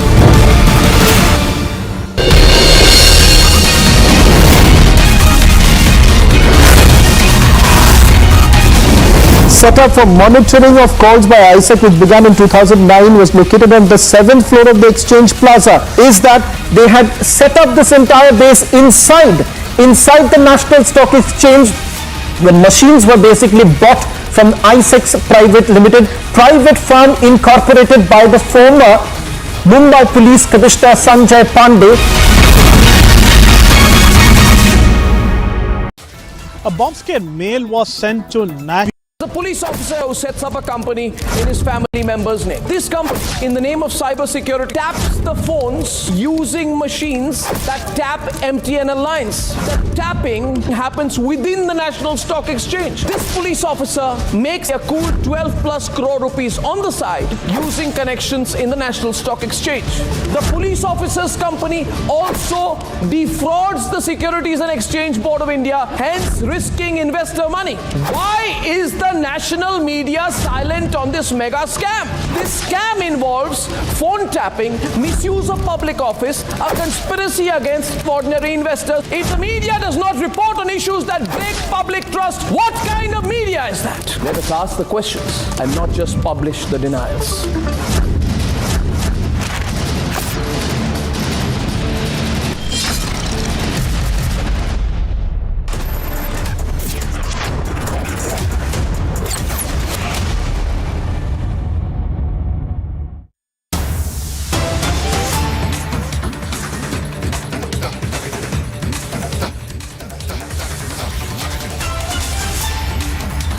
And more breaking news coming in. Army has issued a clarification fact-checking the opposition after some of the opposition leaders claimed that for the first time in the history of India, caste is being asked in army recruitment. We have our senior executive editor Abhishek also joining us. Abhishek, the army now fact-checking the opposition over some bizarre claims made by them with respect to the Agnipath scheme. Give us more details. So, Samiksha, there was in fact a case in 2013 in the Supreme Court, and at that time, remember, the Congress-led UPA was in power. At that time, Army told the Supreme Court that it's just for administrative and operational requirements. This does not influence selection process in any manner, number one. Number two, as it happens, because you are serving in the Army, sometimes you are called for making that supreme sacrifice. In that case, religion is required for performing last rites as per the rituals for the recruits from whichever community they come from.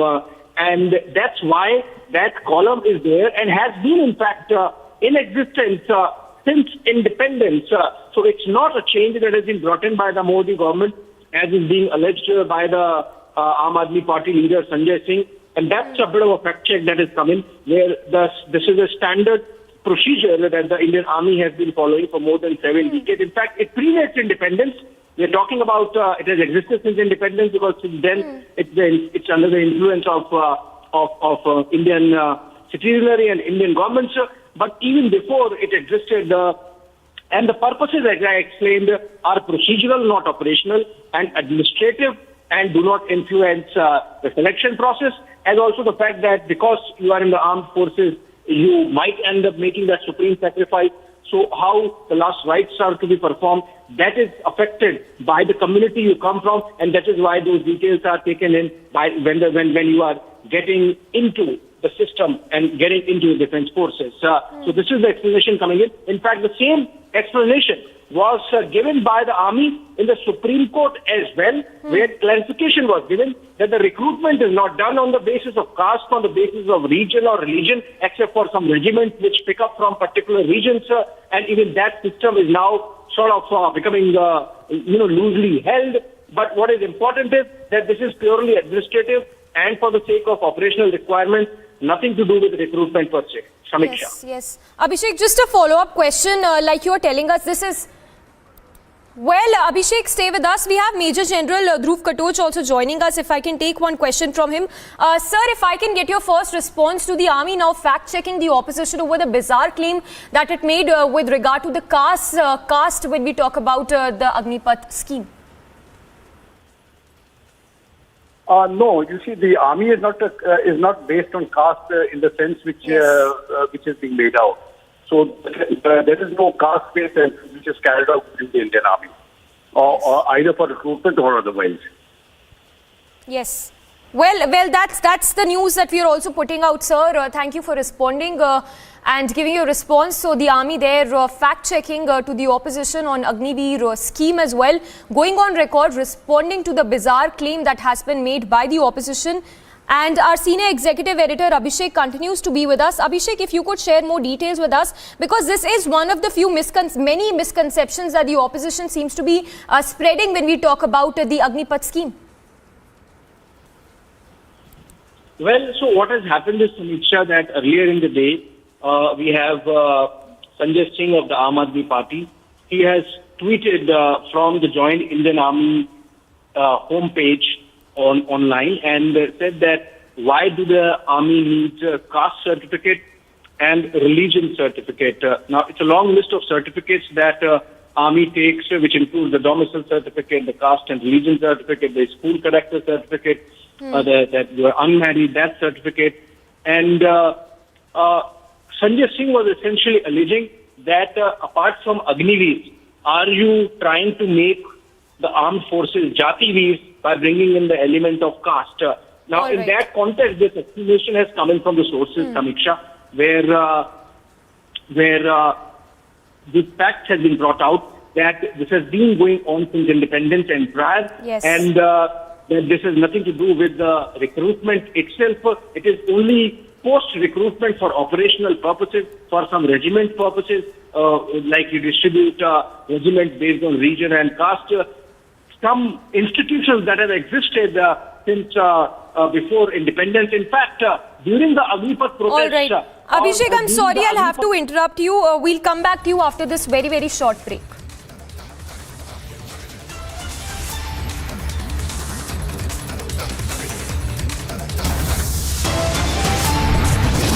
खड़ा करने के लिए कोई भी कुछ भी कह सकता है, जब बात उभर कर सामने आएगी तब बात रहेगी, लेकिन अगर कुछ ऐसा जो आप कह रहे हैं ऐसा ये कर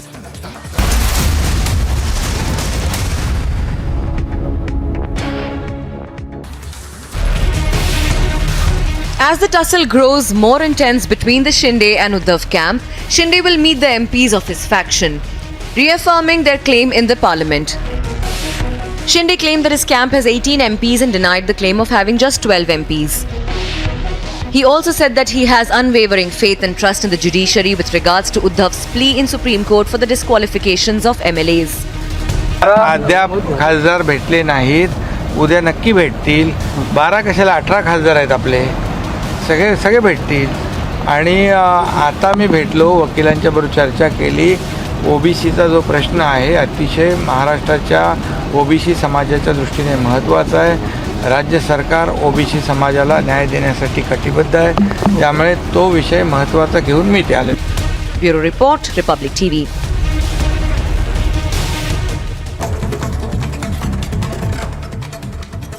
And here's a look at some news in brief. Former Kerala Minister Thomas Isaac has received a summons by the ED that he went on to deny responding to, alleging that the summons had been leaked to journalists before it had reached his doorstep.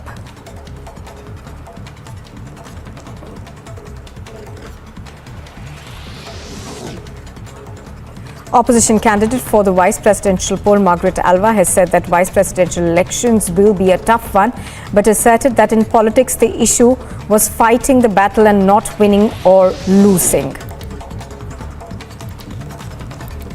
Animal rights activist Maneka Gandhi has written to the Karnataka Chief Minister to announce a probe into the electrocution of an elephant in the state's Hassan district, alleging that the JDS MP was attempting to influence the case, which in all probability was one of elephant poaching.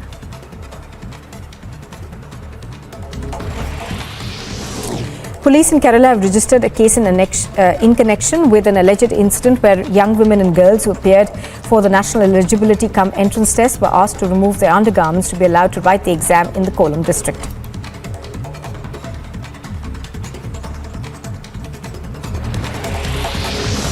Mumbai's Chhatrapati Shivaji Maharaj terminus was illuminated with tricolour lights on the eve of the commencement of a week celebrating Azadi Ki Rail Gadi or stations organised as part of the Azadi Ka Amrit Mahotsav.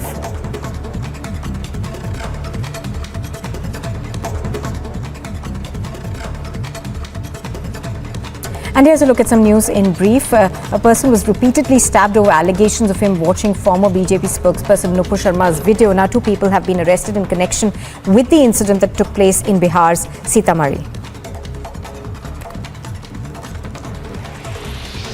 The centre has convened an all-party meeting on Tuesday to discuss the ongoing crisis in Sri Lanka. The Finance Minister Nirmala Sitharaman and the External Affairs Minister S. Jaishankar will brief floor leaders of all political parties in both houses of Parliament at that meeting. A 26-year-old was shot to death at a nightclub in Canada's Toronto, with the cause for the incident unconfirmed at the moment. A 24-year-old woman was also shot in the incident but suffered from non-threatening injuries in the process.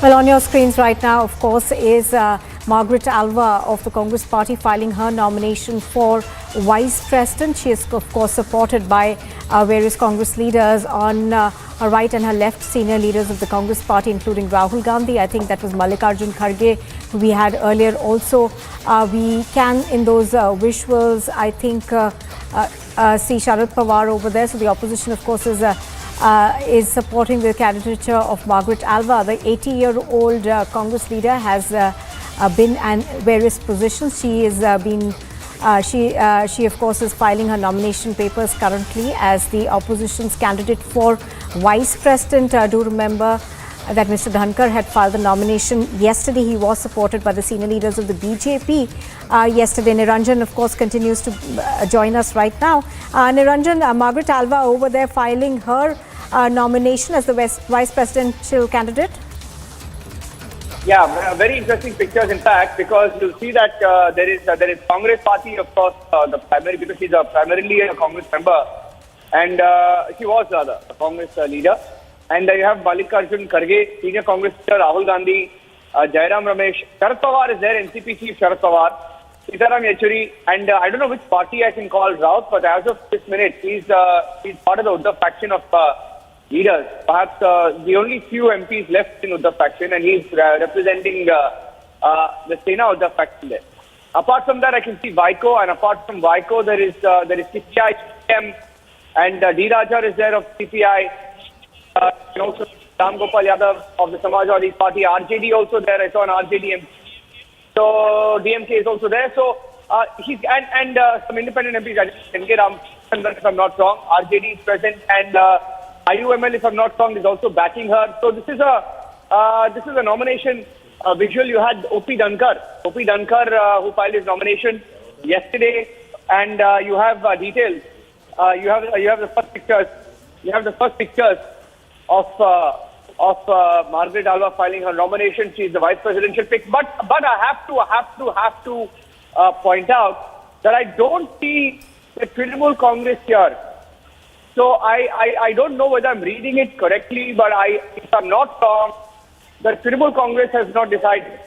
Trinamool Congress has not decided. I don't see the parliamentarian here. And it will be interesting to see if the Trinamool Congress backs Margaret Alva in this fight.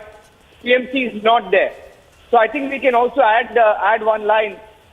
We can add one line of information that the Trinamool Congress are not keen at Margaret Alva's nomination. So it also gives you an idea on whether Mamata Banerjee is sort of going to back OP Dhankar. And I mean Jagdeep Dhankar, I beg your pardon. That will be very, very interesting. Jagdeep Dhankar has been the governor of West Bengal and was the governor. And he's now a vice presidential nominee, and he's got the numbers with him, because even in this particular case, some of the opposition parties are backing Jagdeep Dhankar on this. Trinamool Congress and the Aam Aadmi Party had skipped the meeting earlier as well. So both PMC and Aam Aadmi Party had skipped that meeting, and I don't see their representatives in this particular meeting. And looks like they, even though they're not official, it could go anyway. But as of this minute, the Congress Party, NCP, primarily the few parties that stick together on such issues are backing Margaret Alva. Will be interesting to see Margaret Alva herself. Margaret Alva herself, has been a Congress, has been a union minister, talking about Trinamool Congress and why they're not here. Hearing that the party leaders could not attend the meeting because they were preoccupied, but that may not be the real reason, is what we are hearing, because the Trinamool Congress was to meet and to take a call, and not sure whether they've done that yet. So Jagdeep Dhankar, you also saw a few days back, had that meeting. Jagdeep Dhankar met with Himanta Biswa Sarma, and if I'm not wrong, Mamata Banerjee was also there. It may have been a courtesy meet, but whatever it is, I think there is a split clearly within the opposition on the vice presidential nominee. It's an apolitical fight, but clearly it's going to be one fought on political lines. Of course, as each side props up their own candidate. There's clearly no consensus candidate, that's for sure. Absolutely, as you're pointing out, Niranjan, of course, while 18 political parties had supported Alva's candidature at a meeting that was held at the NCP President Sharad Pawar's residence, the Trinamool Congress, we are learning, the second largest opposition force, in fact, in Parliament, was conspicuous by its absence. And the TMC chief and West Bengal Chief Minister Mamata Banerjee, we are given to understand, has called a meeting on the 21st, that's day after, to decide on the party's plan of action for the vice presidential polls. However, there are several other political outfits that are supporting the nomination of Margaret Alva. Just to tell you a bit about Margaret Alva, she's the former union minister. She's been a governor as well. She's in fact served as governor of Rajasthan, Gujarat, Goa and Uttarakhand, and was a union minister of, she's a parliamentarian of 5 terms.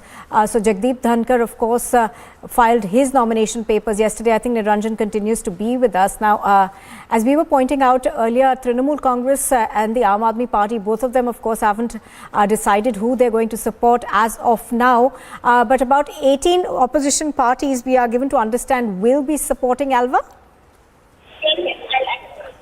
Yes, it appears going by the numbers, and these are mostly smaller parties. I have to tell you that the numbers going by the presidential polls have been purely. Let's go full strength to the pictures. I think Margaret Alva just doing the last minute signing of the files where she filed the nomination, and she's accompanied by Nadu. Has not been seen in action, much action, has he? But anyway, so talking about Margaret Alva, Margaret Alva is the vice presidential nominee, and her chances are little. Going purely by the numbers, her chances are. And yesterday, when she was asked the question on whether she had the numbers, she also said that I may not have the numbers, but it's all about the fight. It's not about the victory. It's all about the fight. And I'm not sure she's got the numbers at this point, because the government and the NDA, the ruling coalition, has clearly over 50%. And those numbers were bolstered when you had the YSRCP on the day of the nomination itself, promising their support to Jagdeep Dhankar. So in that sense, this is going to be very, very interesting fight once again. In all likelihood, may go the Murmu versus Yashwant Sena way, with more or less a cakewalk for Jagdeep Dhankar. We're seeing the kind of support that he's getting. Absence of Trinamool Congress and Aam Aadmi Party also telling you that maybe going by the example in the presidential polls, there may have been a reach out from the BJP of some sort. Not sure when Himanta Biswa Sarma met Mamata Banerjee, that was a reach out, but there were some talks of some sort. So they may have passed the word, etc. Shehzad Poonawalla also joining me on the phone line. Shehzad, looking at the pictures of Margaret Alva, Shehzad Poonawalla on the phone line. Shehzad, Margaret Alva is filing a nomination, and even she knows that it may not be. And Gaurav Bhatia is also joining us. Okay, so I'll leave it to you, gentlemen. Who wants to go first? Between Shehzad Poonawalla and Gaurav, either of you can go first. And Gaurav, you want to go first only because you're a senior, much more senior in the party, in the spokesman list on the chances of Margaret Alva. Gaurav. See, it is very evident now that Margaret Alva has been used as a pawn, and the question which is very pertinent and needs to be answered is that same Margaret Alva had made serious charges against Sonia Gandhi ji. She is the president of the Congress party and is missing from the picture. This shows that the allegations that were made are very serious in nature, and Sonia Gandhi ji, rather than responding to those allegations, is avoiding looking Margaret Alva in the eye. Second, they were protesting just a few minutes back. Now they are filing this nomination. What does it show? That their protests are also without any substance, and they believe in politics of convenience. They change colors and shades more than a chameleon. Yeah, I agree with you. And Shehzad, if I can take the next question with you. Absence of TMC and Aam Aadmi Party tells you the story maybe that they don't want to take a chance with what happened in the presidential polls because it's been embarrassing. Yashwant Sinha.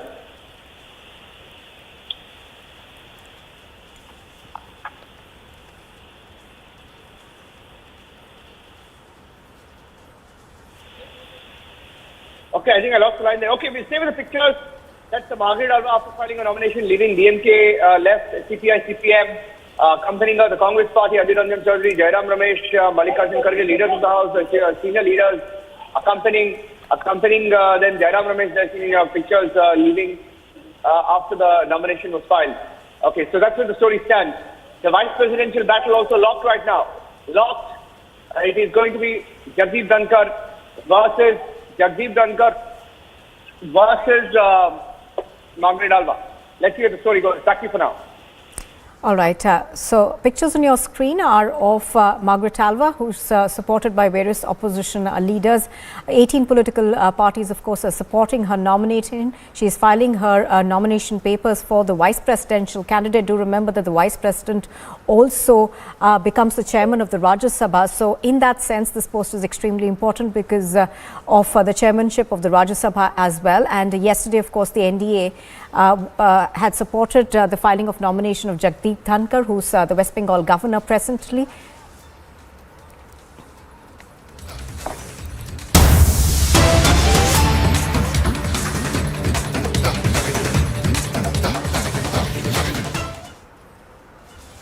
Well, we are now getting the first images of the former Mumbai top cop Sanjay Pandey being investigated by agencies. Now, this, of course, pertains to the phone tapping scandal.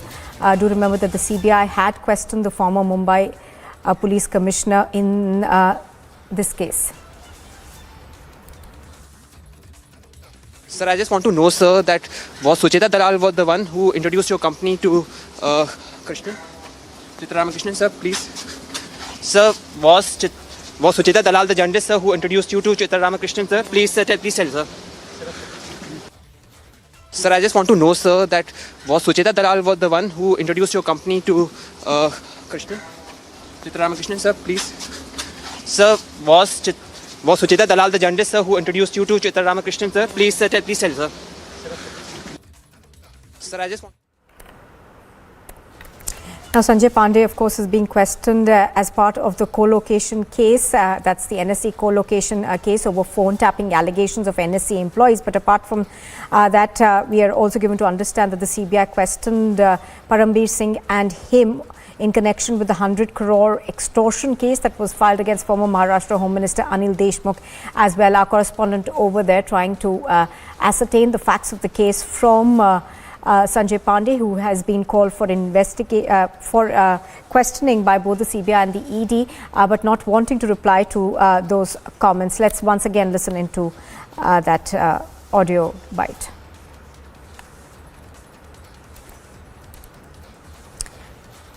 Well, Sanjay Pandey, of course, not confirming whether Sucheta Dalal was actually the journalist who introduced him to the NSE chief, but let's listen in once again to that reaction that we got from him, or rather the lack of one. Sir, I just want to know, sir, that was Sucheta Dalal was the one who introduced your company to Krishnan? Chitraramakrishnan, sir, please. Sir, was Sucheta Dalal the journalist, sir, who introduced you to Chitraramakrishnan, sir? Please, sir, please tell, sir.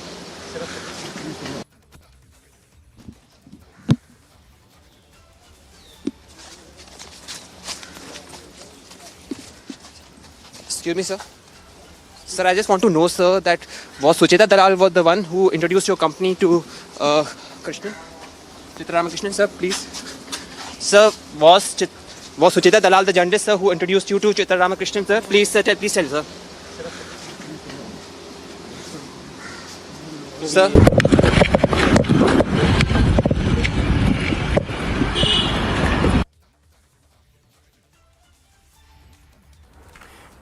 Sanjay Pandey over there ducking questions from Republic TV. Now, earlier on the 15th of July, of course, the ED had summoned Pandey in the NSE co-location case. Now, he'd been asked to appear before them in Delhi for questioning in the illegal phone tapping of NSE personnel. Now, the former Mumbai Commissioner, Sanjay Pandey, of course, has been questioned by the CBI as well. I'm going to go across to Piyush Ori on this. Piyush, the former Mumbai police top cop not wanting to answer those questions that you put for him. Well, definitely, these are some very uncomfortable and very pertinent questions that now needs to be answered by former top cop of Mumbai Police, Sanjay Pandey. Mind you, these are very grave allegations that are now being leveled against him of how he was trying to, tap the phones of 91 NSE employees and then using it, for whatever purposes which he was using it for. Mind you, this is also a very important news break that has been done by Republic TV of how this phone tapping was being done for so many years at NSE by a company that has been owned by the former top cop of Mumbai Police, Sanjay Pandey, and how this information may have been misused. And there have been a lot of corruption and a lot of irregularities that have now been alleged, which are involved in this case. So on our side, we are at this case ever since this news has been broken. And today, when we saw Sanjay Pandey coming at the ED office, we put forward these very pertinent questions, these allegations that have been leveled against him of the alleged involvement of financial journalist Sucheta Dalal, and these questions were not answered to us, unfortunately, by him. Back to you in the studio. Piyush Ori reporting on that from New Delhi. Thank you for joining us. I think we've also got Shravan joining us on this. Shravan, you saw that confrontation that we had with Mr. Pandey not wanting to answer any questions as to whether he was the person who'd actually introduced the two.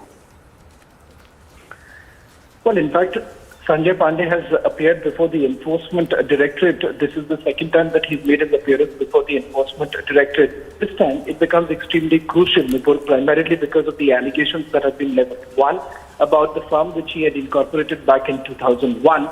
And this is the firm which had basically bagged the contract from the National Stock Exchange for what they called was a periodic study of cyber vulnerabilities. But what the Enforcement Directorate essentially found out was that illegal interception was basically carried out over 91 NSE employees. Now, the other twist in the tale essentially being is Ryan was basically part of the management of the NSE in the custody of the Enforcement Directorate has made a stunning revelation. He says that it was based on the recommendation by the financial journalist Sucheta Dalal that this company, ISEC Securities Private Limited, was given the contract. This contract was roughly about 4.45 crore rupees.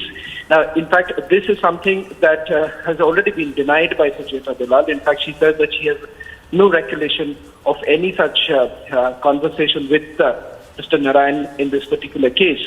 But as far as Sanjay Pandey goes, remember several questions being raised. One, this kind of an illegal interception that was carried out, number one. Number two, the fact that whether at all there was any benefit, undue benefit that he had essentially received. Because what the Enforcement Directorate is now saying is that the payment that was made by the NSE to ISEC for about 4.45 crore is nothing but the proceeds of crime, which essentially means that this is once again a fit case for money laundering and under various sections of the NLA. That's what we are picking up at this point in time.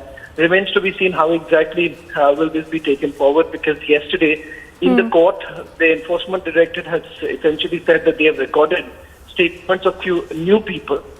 However, they haven't revealed the names of those whose statements have been recorded so far. And they say that the confrontation of Chitra Ramakrishna with others, which could also possibly include Sanjay Pandey, become an important issue in this particular case.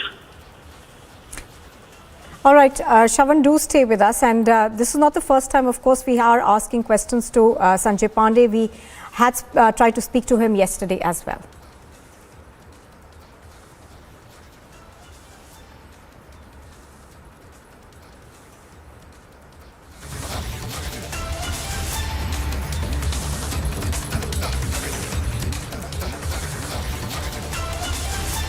Sir please बोलिए sir. Sir किस लिए बुलाया गया था आपको? Sir please sir. Sir क्या सवाल जवाब हुआ? बातचीत हुई सर, किस लिए आपको बुलाया गया था sir?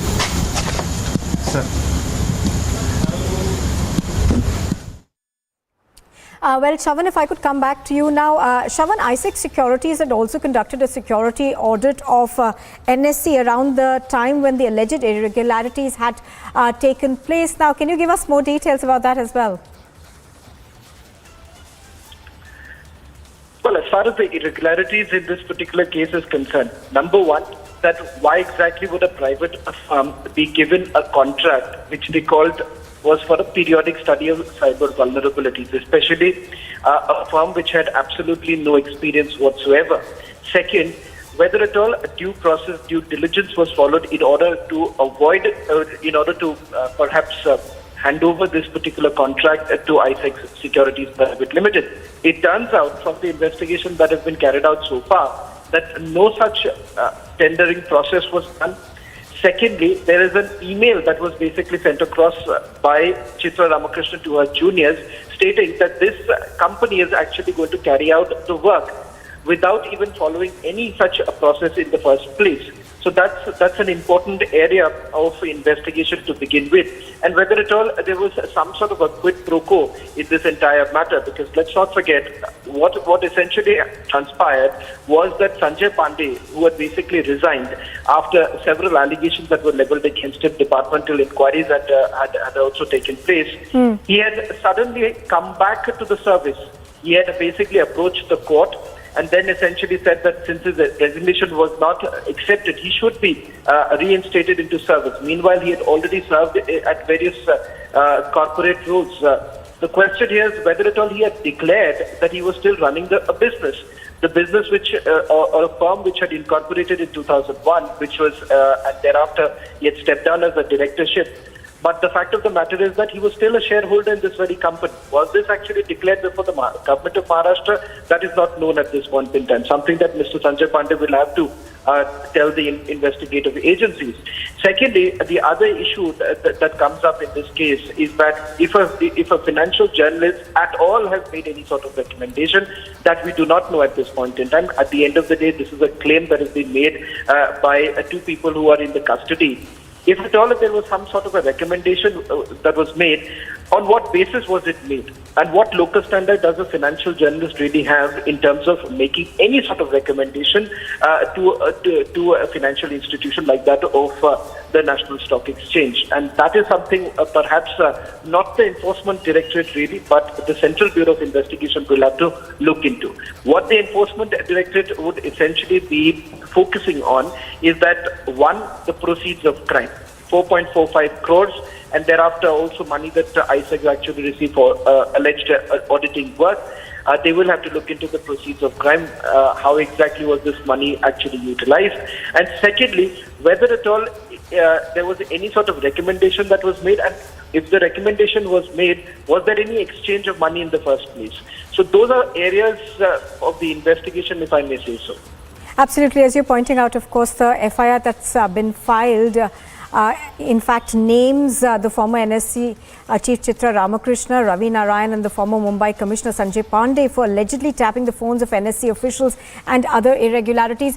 Also, Shravan, what I wanted to ask you was that when this phone tapping was carried out, it was over a prolonged period of time. There were 91 employees, I think, of the NSC whose phones were tapped. Now, that obviously is also under the ambit of the investigation because it was illegal from the word go.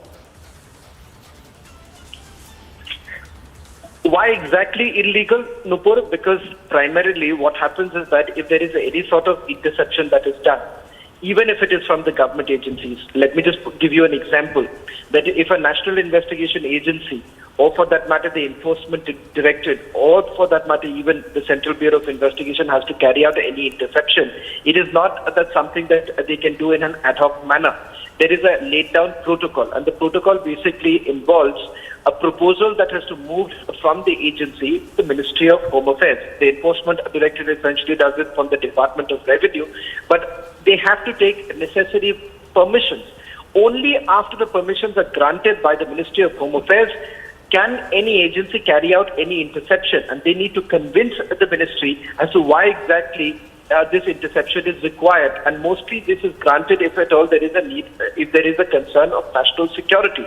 In this particular case, what has essentially happened is that in the garb of saying that this is a periodic study of cyber vulnerabilities, they have essentially put the employees of the National Stock Exchange under massive surveillance. We are talking about over 90 employees of the National Stock Exchange being under surveillance.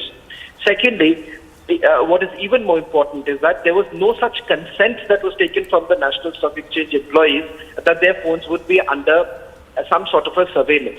If you simply go by the claims that have been made by Chitra Ramakrishna and Ravi Narayan, they are essentially indicating that this was all of this was essentially done to ensure that the insider trading does not take place or there is no leakage of information. Right, absolutely. As Shiv Sena is pointing out, of course, these are investigations that the ED as well as the CBI is now conducting. Thank you, Shiv, for joining us. But very, very quickly, we're going to try and play out those confrontations that we've had with Sanjay Pandey, where Republic TV tried to speak to him over allegations that have been levelled. Sir, that was Sucheta Dalal was the one who introduced your company to Krishnan? Chitra Ramakrishnan, sir, please. Sir, was Sucheta Dalal the journalist, sir, who introduced you to Chitra Ramakrishnan, sir? Please, please tell, sir. And here's a look at some more news in brief. Opposition staged a protest at Parliament, raking up a plethora of issues from misinformed Agnipath protest to GST imposition.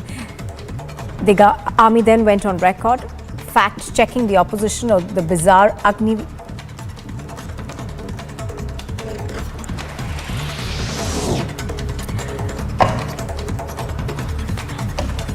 The Margaret Alva, the opposition's candidate for vice presidential polls, is expected to file her nomination for the vice president election. In fact, she filed it a short while ago. Opposition parties decided to field the former Rajasthan governor and former Union Minister Margaret Alva as the joint candidate for the vice presidential elections.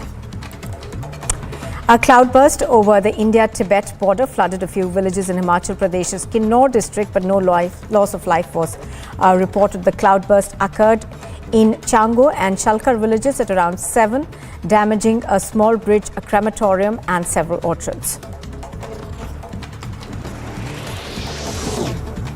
The former athlete P.T. Usha will take oath as the Rajya Sabha MP. P.T. Usha and legendary music composer Ilaiyaraaja could not be present in the Rajya Sabha yesterday for unknown reasons.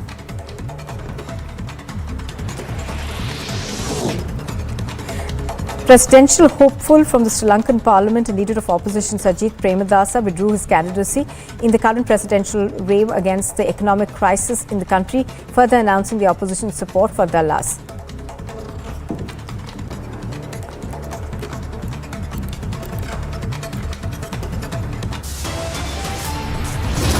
You are watching Republic TV, and still to come, the army goes on record, fact-checks the opposition on a bizarre Agniveer scheme claim on caste certification.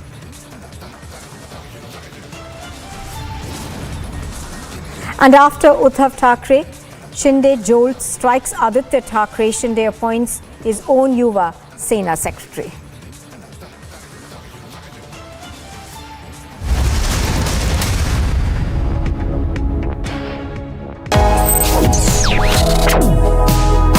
Reading allows us to become familiar with ourselves. We don't read, we won't know what is knowledge. I just find it very interesting to know people's lives, how they went through certain situations, how they dealt with things. So wherever you want to go in life, if you read books along those lines, then that would really help you in growing. Reading could mean a million different things to every individual. What does it mean to you? Visit readindia.info to find out more. The school secretary, principal, school correspondent and 2 teachers have been sent to 15 days of judicial remand in connection with the death of a 17-year-old schoolgirl in Tamil Nadu's Kallakurichi.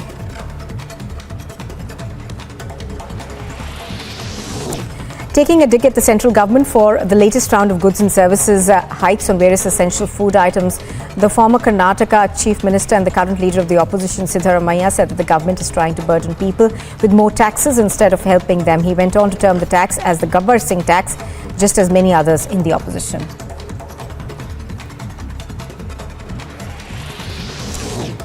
Former UK Chancellor Rishi Sunak extended his lead in the race to replace Boris Johnson as the Conservative Party leader and the British Prime Minister, as he added 14 more votes to his tally in the latest round of voting by Tory members of Parliament. The veteran singer Bhupendra Singh has passed away at the age of 82. The singer, known for his songs like Dil Dhoondta Hai and Hoton Pe Aisi Baat, among many others, was in hospital in Mumbai. Several celebrities attended the singer's funeral held at Mumbai. A fire broke out in an electric bike showroom in Pune, damaging at least 7 bikes in the Ganga Dham area of the city. No injuries have been reported in the incident, with the fire tenders being in place immediately. Pakistan's Prime Minister Shehbaz Sharif, after facing an embarrassing defeat in the Punjab Assembly by-polls on Monday, hinted at completing his coalition government's tenure and not giving in to early elections, and demanded the ouster of Imran Khan, who is currently riding atop his popularity wave in the country.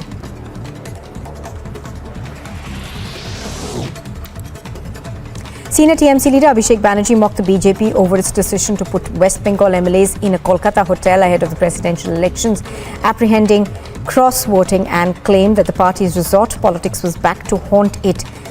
Around 70 BJP lawmakers had been camping in a city hotel in Kolkata ahead of these elections. As the tussle grows more intense between the Shinde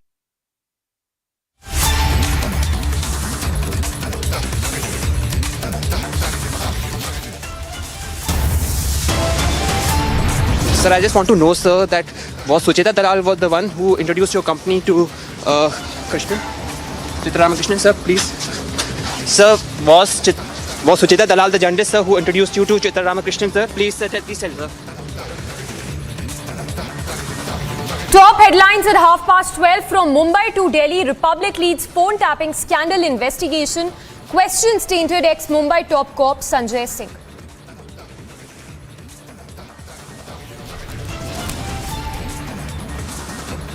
Opposition stages protest at Parliament, rakes up plethora of issues from misinformed Agnipath protest to GST imposition.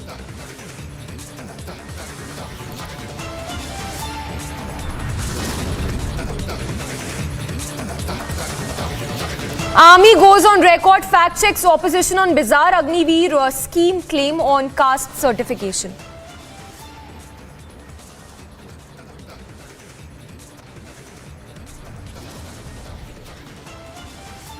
Army goes on record, fact checks opposition on bizarre Agnipath scheme.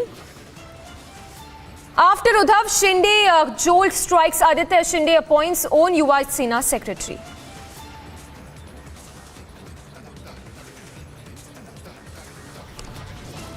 पहले कहा कि सड़कों पर या पूजा के लिए या किसी भी अन्य कार्यक्रम के लिए कोई जगह नहीं होनी चाहिए और इसको किसी भी प्रकार की अनुमति नहीं दी जानी चाहिए। जो शासन ने पहले से व्यवस्था बनाई है उसको हम सख्ती से लागू करें, इन चीजों को तय करें।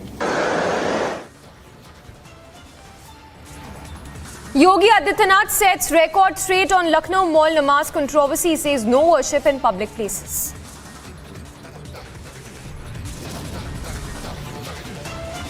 Neat frisking case probe gets bigger. NTA makes it clear, says no permit on such alleged activities.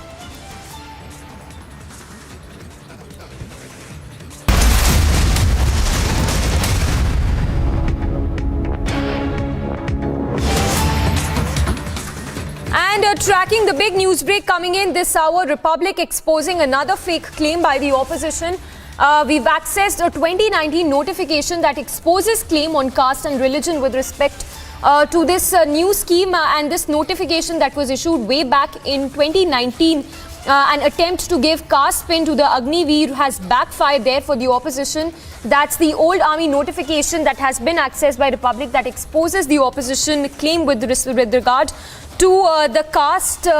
With respect to caste and religion. We have our executive editor Niranjan to break it down for us. Niranjan, that's another opposition claim that seems to have fallen flat when we talk about this claim that is being made on by the opposition on caste and religion. Short! A snapshot of the 2019 notification. I'm going to open it right now on the screen, and this is from 2019, and I'm just going to open it for you so that you can see it here. This is from 2019, and all of this morning you've had this very controversial claim being made by some in the opposition, not all, but some in the opposition, claiming that there is people are asking for caste and religion, and this is in 2019. Okay. This is in 2019, and in 2019, the army circular had exactly asked for the same thing, saying that caste certificate affixed with photograph of the candidate issued by the Tehsildar, SDM or district magistrate, and also mentioned religion certificate in point number F. Religion certificate issued by the Tehsildar or SDM if religion as Sikh, Hindu, Muslim, Christian is not mentioned in caste certificate. This is 2019, okay? This is 2019. Now, let me show you the 2022 notification that they have claimed. I'll just open that up here, and I'll show you how it's a clean match. The moment I have that ready, I'm going to open that up. Let's open up the 2022, the Agniveer notification here, which was tweeted by Varun Gandhi. I think Varun Gandhi tweeted that out. I'll just open that. And some of them are trying to sort of now peddle lies about how now suddenly the government wants religion, and how they want caste certificates, from the candidates who are applying for Agnipath and the Agniveer schemes. I'll just open that up, but it's important to understand that this is something that has been ongoing for years and years. And let me show you, in fact. Let me show you. Right now, take a look at this. Okay? This is 2022. I'm going to, take a snapshot of that, right? And I'm going to go to the, let me go back to that. Okay, hold on. This is 2019, and I'm trying to just, pull up the 2022 one as well so that I can show you. Here it is, this is 2022. Take a look at this. They have highlighted this. Caste certificate affixed with photograph of the candidate issued by the Tehsildar or district magistrate. Religion certificate to be issued by the Tehsildar SDM if religion as Sikh, Hindu, Muslim, Christian is not mentioned in the caste certificate. So, if you look at it, right, it's a clean match. It's a 100% match. And, let me just zoom into that. This is 2019. Right? This is 2019. I'm just going to sort of highlight that. 2019, this is 2022, and this is 2019. And it's a 100% match. Look at the words here. Here it says, okay, let me actually count the number of words. 1, 2, 3, 4, 5, 6, 7, 8, 9, 10, 11, 12, 13, 14, 15. 1, 2, 3, 4, 5, 6, 7, 8, 9, 10, 11, 12, 13, 14, 15. I mean, it's the exact number of words also used.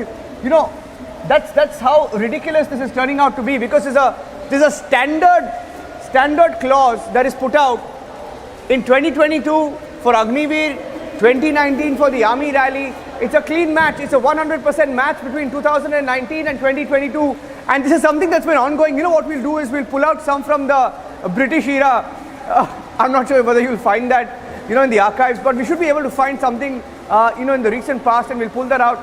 Sort of exposes the claim. You had the claim about the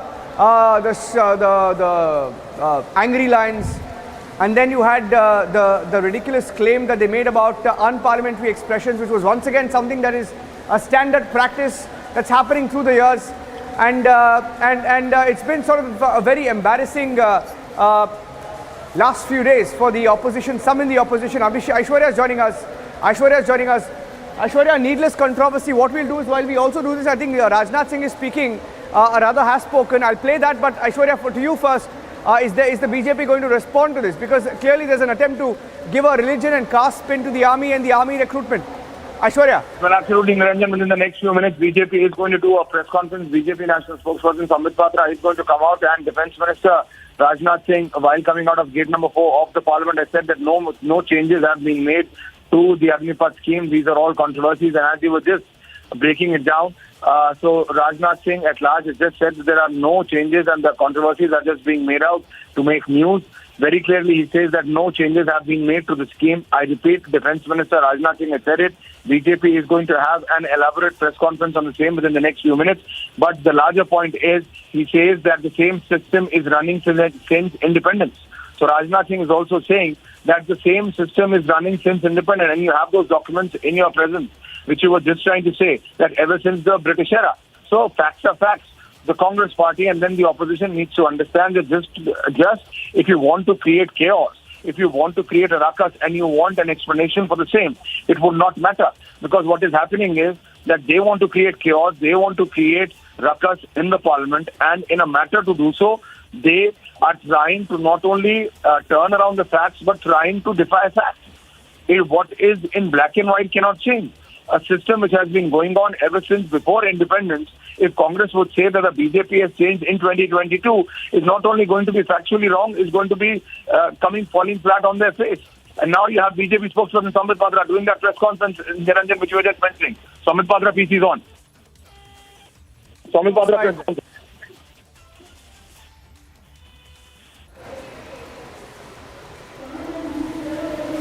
Okay, we're just waiting for the news conference, Aishwarya. Okay, I think the news conference has begun of the BJP. We'll just cut across to that.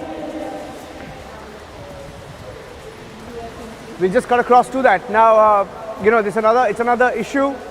It's another issue that was raised by the opposition, and is sort of completely collapsed because it's a 100% match with what's been going on. Let's now play out what Rajnath Singh has said as well. Rajnath Singh spoke on the issue. Let's put out what Rajnath Singh has said. Rajnath Singh setting the record straight. Okay, let's cut across to Shambit Patra or A9 Select. A9 Select. Shambit Patra, BJP's news conference is on. कहीं ना कहीं it belittles the Indian Army और Indian army जिसको लेकर हमारे मन में किसी प्रकार की शंका नहीं है, हमारे मन में किसी प्रकार का डाउट नहीं है, जबरन लोगों के मन में शंका उत्पन्न करने का प्रयास ये आम आदमी पार्टी और कांग्रेस पार्टी समय समय पर करती रहती है। संजय सिंह जो आम आदमी पार्टी के सांसद हैं और कुछ अन्य सांसदों ने एक ट्वीट करके आक्षेप लगाया है इंडियन आर्मी के ऊपर, भारत की सेना के ऊपर की जो अग्निवीर स्कीम चल रही है उसमें जाति और धर्म के लिए एक कॉलम रखा गया है और जो एप्लीकेंट हैं उनके जाति और धर्म पूछे जा रहे हैं। जिस प्रकार की भाषा का प्रयोग इस ट्वीट में किया गया है और कुछ नेताओं का कहना है कि ये तो इंडियन आर्मी जो है ये जाति के आधार पर रिक्रूट करना चाहती है, पिछड़े और जो जनजातीय लोग हैं उनके साथ डिस्क्रिमिनेशन करना चाहती है, उनके साथ भेदभाव करना चाहती है। दुख है इस बात का कि माननीय सदस्य अर्थात जो मेंबर ऑफ पार्लियामेंट हैं, क्या वो अनभिज्ञ हैं? क्या वो जानते नहीं हैं हकीकत क्या है? मैं बताता हूं आपको हकीकत क्या है। हकीकत है कि जो भारत की सेना है, इंडियन आर्मी, वो किसी भी कीमत पे धर्म के आधार पर या जाति के आधार पर रिक्रूटमेंट नहीं करती है। The Indian army does not recruit as per the caste or the religion of the applicant. जाति और धर्म से कहीं ऊपर हिंदुस्तान की सेना है। फिर भी ये जो कॉलम है ये क्यों है? इसका उत्तर 2013 में देश के सर्वोच्च न्यायालय सुप्रीम कोर्ट के पटल पे मिला। एक इंडिविजुअल ने इस पे पीआईएल दाखिल किया था सुप्रीम कोर्ट में और कहा था कि जातीय और धर्म के आधार पर क्यों ये कॉलम होते हैं इंडियन आर्मी में। तो 2013 में ही एक सत्यपत्र अर्थात एफिडेविट सबमिट करके भारत की सेना ने सुप्रीम कोर्ट में अपने मत को स्पष्ट किया था और कहा था कि there is no role in the selection process as far as caste is concerned. कोई रोल नहीं है, कोई भी इसमें धर्म और कास्ट के आधार पर सिलेक्शन का रोल नहीं है। किंतु एक प्रशासनिक अर्थात एडमिनिस्ट्रेटिव और संचालन या परिचालन जिसको अंग्रेजी में ऑपरेटिव कहते हैं, यह एक ऑपरेटिव रिक्वायरमेंट है। यह एक प्रशासनिक या एडमिनिस्ट्रेटिव रिक्वायरमेंट है। 2013 में सुप्रीम कोर्ट में इंडिया की आर्मी ने कहा था। 2013 में किसकी सरकार थी? 2013 में मोदी जी की या भारतीय जनता पार्टी की सरकार नहीं थी। उस समय स्पष्टता सुप्रीम कोर्ट में दिया जा चुका था इंडियन आर्मी द्वारा। क्या ये माननीय सदस्य नहीं जानते? क्या ये कांग्रेस पार्टी नहीं जानती? क्या ये आम आदमी पार्टी नहीं जानती? फिर भी इंडियन आर्मी को अखाड़े में घसीट के लाना और उसके साथ दो दो हाथ करने की यह प्रवृत्ति उचित नहीं है। कहीं ना कहीं यह राजनीति करते करते देश की आर्मी को बदनाम करने का काम है। धर्म का जो कॉलम है क्यों मांगा जाता है? बहुत स्पष्ट रूप से आर्मी ने कहा है हमारे रिक्रूटमेंट प्रोसेस में धर्म का कोई स्थान नहीं। किंतु अनफॉर्चुनेटली, अभाग्यवशत, यदि कर्म क्षेत्र में युद्ध के समय किसी जवान को शहादत या वो बलिदान को प्राप्त हो जाता है तो उसकी जो अंत्येष्टि की जाएगी, उसके जो अंतिम क्रियाएं की जाएंगी वो कैसे की जाएंगी, ये निर्धारित करना भी सेंसिबिलिटी और सेंसिटिविटी के आधार पर होता है। इसलिए धर्म का एक कॉलम होता है। उसके बावजूद ये जानते हुए संजय सिंह और आम आदमी पार्टी और कुछ और नेताओं ने जिस प्रकार का सवाल उठाया है, यह कुलछित सवाल है, यह मन को कष्ट देने वाला सवाल है। बंधुगण, इंडिया की आर्मी में रिक्रूटमेंट का एक प्रोसीजर है और यह जो रिक्रूटमेंट का प्रोसीजर है, यह कोई आज का बना हुआ प्रोसीजर नहीं है। यह प्री इंडिपेंडेंस के समय, भारत स्वाधीन हो, भारत की स्वतंत्रता मिले, उससे पहले का यह प्रोसीजर चला आ रहा है। और यह जो पूरा प्रोसीजर है, एक स्पेशल आर्मी ऑर्डर के अंतर्गत पोस्ट इंडिपेंडेंस के समय में इसे फॉर्मलाइज किया गया था और वही प्रक्रिया अभी भी चल रही है। जो special army order post independence के समय में फॉर्मलाइज किया गया, वही प्रक्रिया अभी भी चल रही है। उसमें किसी प्रकार का परिवर्तन, no change has been made by the Modi government. किसी प्रकार का परिवर्तन मोदी सरकार द्वारा नहीं किया गया है। किंतु फिर भी जानबूझकर यह आम आदमी पार्टी की चेष्टा है और कुछ राजनेताओं की चेष्टा है कि सड़क पे आगजनी हो। जो युवा हैं उनके अंदर कहीं ना कहीं एक अफवाह फैले, युवाओं के अंदर भ्रम की स्थिति फैले कि इंडियन आर्मी हमें रिक्रूट नहीं करना चाहती है। जाति के आधार पर देश को कैसे बांटा जाए और फिर आगजनी हो ताकि इनको राजनैतिक फायदा मिले, ये आम आदमी पार्टी, कांग्रेस पार्टी और कुछ लोग चेष्टा कर रहे हैं। ये वो लोग हैं, ये अरविंद केजरीवाल वह व्यक्ति हैं जिन्होंने सर्जिकल स्ट्राइक और एयर स्ट्राइक पे सवाल उठाया था।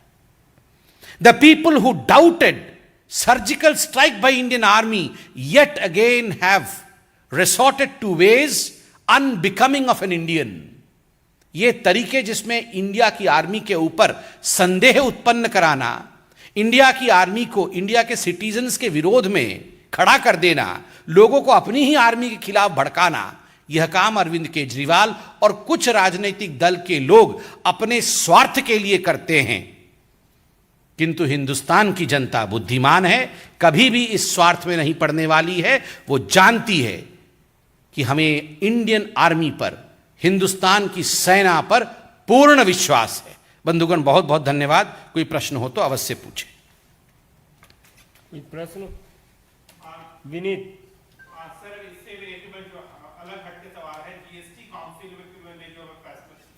नीरज पांडे। सर, आप आम आदमी पार्टी और कांग्रेस पे सवाल खड़े कर रहे हैं, लेकिन आपकी पार्टी के सांसद वरुण गांधी ने भी सेम सवाल खड़े किए। उन्होंने ट्वीट करके बताया। देखिए, हमने जो अभी सच्चाई यहां बयान किया है, the facts that we have stated here, ये उन सभी लोगों के लिए है जिनके मन में भारत की सेना के लिए किसी प्रकार का संशय है। For all those who feel that there is an iota of doubt against Indian Army, we have put the facts. The Indian Army has also issued a statement. Hindustan की सेना ने भी एक स्टेटमेंट इशू किया है। मुझे लगता है इसमें राजनीति करने की आवश्यकता नहीं है। धन्यवाद।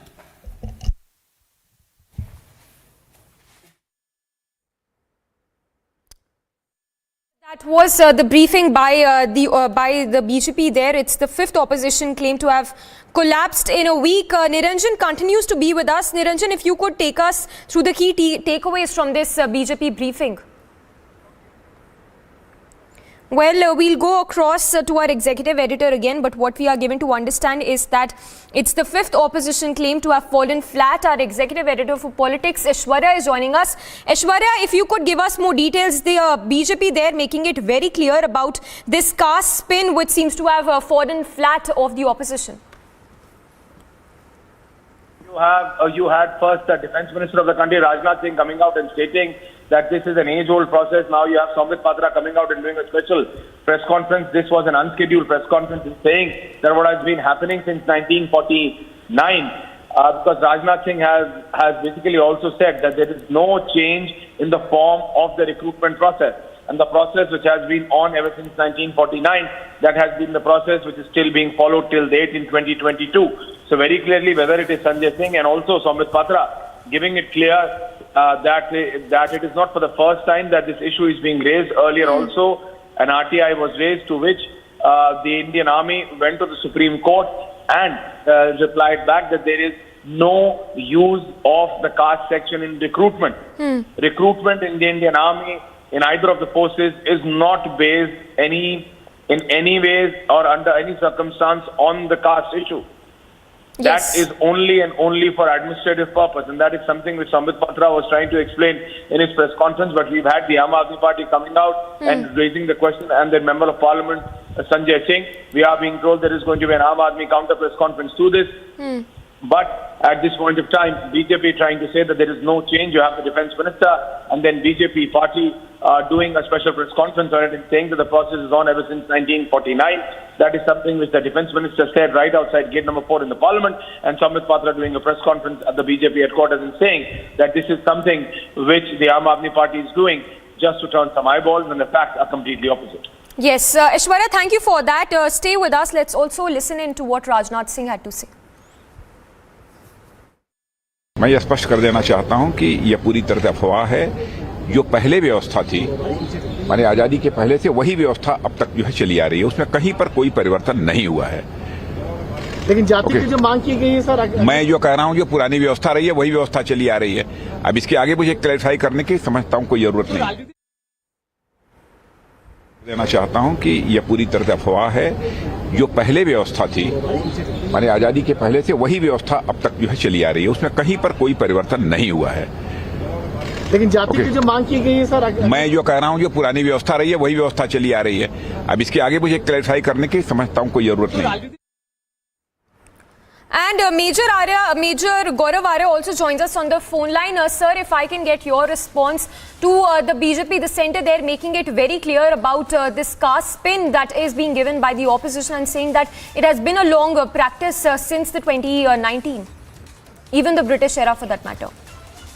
No, these things about caste-based regiments, they started not even with the British, they started before that during the East India Company time.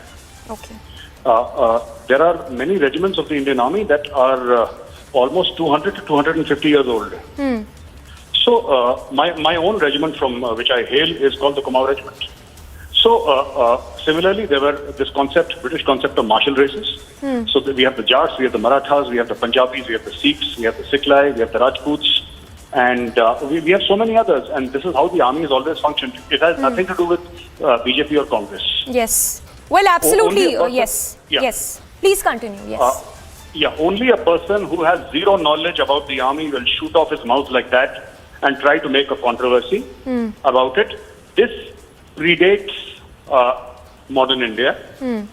This system of the Indian Army, this predates, and this goes back to before 1857, the first war of independence that we all know.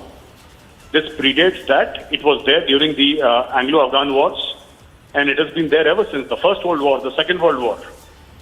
We have fought these regiments. Now, of course, the regiments are no longer pure regiments in the sense that in the Sikh regiment, you'll have a lot of people who are not Sikhs and who are still there. There are so many people in the Kumaon regiment, like for example, my own regiment. We have a lot of Ahirs in our regiment, people who hail from the plains. So it's not like that any longer, but Yes, these are an old construct, has nothing to do with BJP or Congress or something like that. Well, absolutely. Major Gaurav Arya, appreciate you speaking to us. So Major Gaurav Arya also making it clear. And this, of course, Republic also fact-checking on the big opposition claim that was being made to spread some false notions with regard to the Agnipath scheme.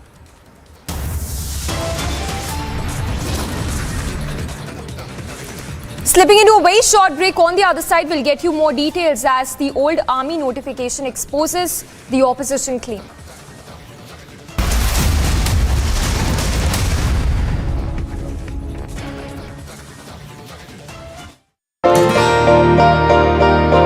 ನಾನೊಂದು agriculture ರಿಲೇಷನ್ಸಲ್ಲಿ ಕೆಲಸ ಮಾಡ್ತಾಯಿದ್ದೆ. ಅದರಲ್ಲಿ ನಾನು ಸಂಪಾದನೆ ಮಾಡಿದಂಥ ಹಣ daily 25ರಿಂದ 30% ಹಣ commission ಹೋಗ್ತಾಯಿತ್ತು. ನಮ್ಮ ಮನೆಗೆ ಏನು ಸಹ ತೊಗೊಂಡೋಗ್ತಾ ಇರಲಿಲ್ಲ. ಅದೇ ಒಂದು ಮೈನ್ ಕಂಪ್ನಿಗೆ ಜಾಯ್ನ್ ಆಗಿದ್ದೀನಿ. ಅದರಲ್ಲಿ 0 ಕಮಿಷನ್ ಇದೆ. ಅದರಿಂದ ಸಂಪೂರ್ಣ ನಾನು ದುಡ್ದಂಥ ಸಂಪೂರ್ಣ ಹಣವನ್ನು ನನ್ನ ಮನೆಗೆ ಸಹ ತೊಗೊಂಡೋಗ್ತಾಯಿದ್ದೀನಿ. ಅದರಲ್ಲಿ ಇನ್ನೊಂದು ಏನಪ್ಪ ಬೆನಿಫಿಟ್ಟು ಅಂತ ಅಂದರೆ 5 ಲಕ್ಷ ಡ್ರೈವರ್ಗೆ ಹೆಲ್ತ್ ಇನ್ಸೂರೆನ್ಸ್ ಕೊಡ್ತಾಯಿದ್ದಾರೆ. ಇದರಲ್ಲಿ ತಿಂಗಳಿಗೆ 2,999 ರೂಪಾಯಿ ರೀಚಾರ್ಜ್ ಇದೆ. ಇಲ್ಲ ಒನ್ ಡೇಗೆ 149 ರುಪೀಸ್ ರೀಚಾರ್ಜ್ ಇದೆ. ನಾನು ಎಷ್ಟು ದುಡಿತೀನೋ ಅಷ್ಟು ಸಂಪೂರ್ಣ ಹಣ ನನ್ನ ಮನೆಗೆ ತೊಗೊಂಡೋಗ್ತಾಯಿದ್ದೀನಿ. ಇದರಿಂದ ನನ್ನ ಫ್ಯಾಮಿಲಿ ಸಹ ನನ್ನ ಕುಟುಂಬ ಸಹ ತುಂಬ ಖುಷಿಯಾಗಿದೆ.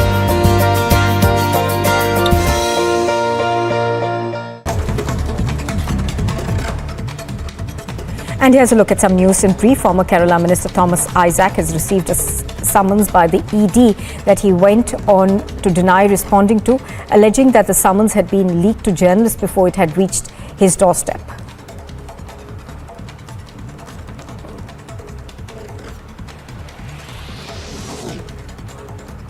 Opposition candidate for the vice presidential poll, Margaret Alva, has said that vice presidential elections will be a tough one, but asserted that in politics the issue was fighting the battle and not winning or losing.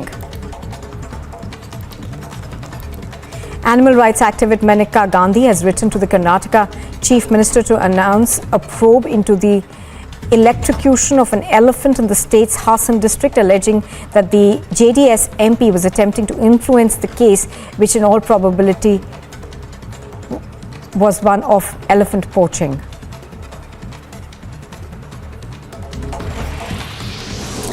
Police in Kerala have registered a case in connection with an alleged incident where young women and girls who appeared for the national eligibility cum entrance test were asked to remove their undergarments to be allowed to write the exam in the Kollam district.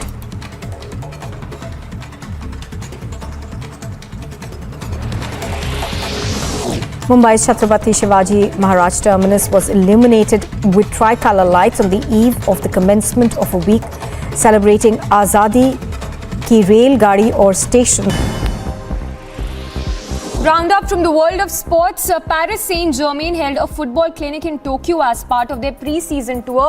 The French club are in Japan for a 3-game tour over 10 days where they will take on the J-League sides Kawasaki Frontale, Urva Reds and Gamba Osaka as well. Former West Indies skipper Dinesh Ramdin announced his retirement from international cricket with immediate effect. Ramdin played his last match for West Indies in a T20 in December 2019. 7th seed Karen Khachanov reached the second round of the European Open in Hamburg. The Russian went ahead with a break in the opening game. Khachanov will now face either Italy's Fabio Fognini or Aljaz Badin of Slovenia next. In one of the most eagerly anticipated events of the World Athletics Championship, Shelly Ann Fraser-Price stormed to victory to claim the 100-meter gold in Oregon in a new championship record. The reigning and now 5-time world champion was in a league of her own as she set a time of 10.67 seconds to record back-to-back world crowns. Ahead of Sunday's Grand Prix, 4-time F1 world champion Sebastian Vettel will get the chance to pilot TT1 Aston Martin car around Circuit Paul Ricard. The weekend's race sees Aston Martin mark the centenary of its maiden challenge at the 1922 French Grand Prix, with no current Formula 1 manufacturer in fact enjoying such an early history of top flight competition. Slipping into a very short break, more news break lined up on the other side. Army goes on record, fact checks opposition on bizarre Agniveer scheme claim on caste certification. And after Dhfl, Shinde jolt strikes, Aditya Shinde appoints own Shiv Sena as secretary.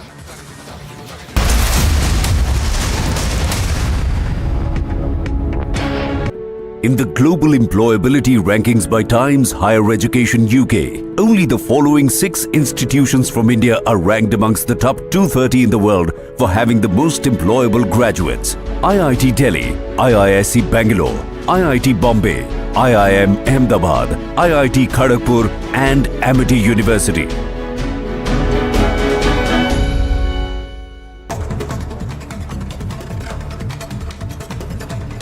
And here's a look at some news in brief. A person was repeatedly stabbed over allegations of him watching former BJP spokesperson Nupur Sharma's video. Now 2 people have been arrested in connection with the incident that took place in Bihar's Sitamarhi. The centre has convened an all-party meeting on Tuesday to discuss the ongoing crisis in Sri Lanka. The Finance Minister Nirmala Sitharaman and the External Affairs Minister S. Jaishankar will brief floor leaders of all political parties in both houses of Parliament at that meeting.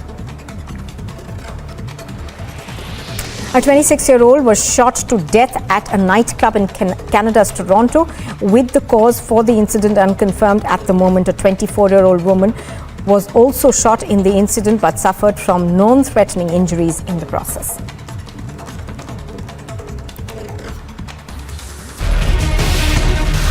As the tussle grows more intense between the Shinde and Dhfl camp, Shinde will meet the MPs of his faction, reaffirming their claim in the parliament. Shinde claimed that his camp has 18 MPs and denied the claim of having just 12 MPs. He also said that he has unwavering faith and trust in the judiciary with regards to Uddhav's plea in Supreme Court for the disqualifications of MLAs. अद्याप खासदार भेटले नाहीत, उद्या नक्की भेटतील. 12 कशाला 18 खासदार आहेत आपले, सगळे भेटतील. आणि आता मी भेटलो, वकिलांच्या बरोबर चर्चा केली.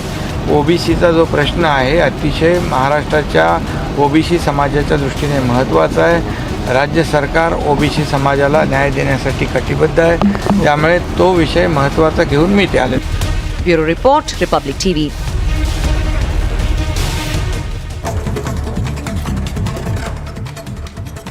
And here's a look at some news in brief. Former Kerala Minister Thomas Isaac has received a summons by the ED that he went on to deny responding to, alleging that the summons had been leaked to journalists before it had reached his doorstep.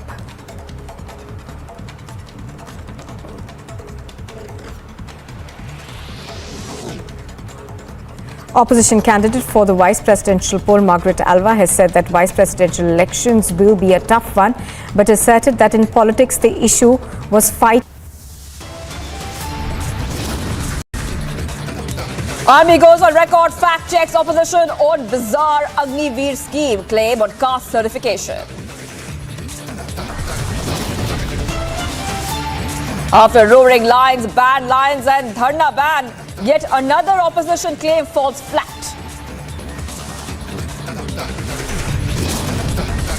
You know, sir, that was Sucheta Dalal was the one who introduced your company to... From Mumbai to Delhi, Republic leads phone tapping scandal investigation. Questions tainted ex-Mumbai top cop Sanjay Pandey.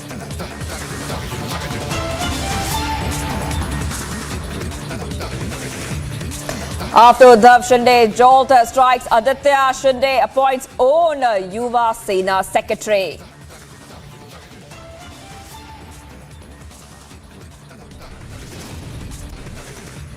Yogi Adityanath sets record straight on Lucknow Mall Namaz controversy, says no worship in public places. And India's weightlifting pride, Harshada bags gold at junior weightlifting championships.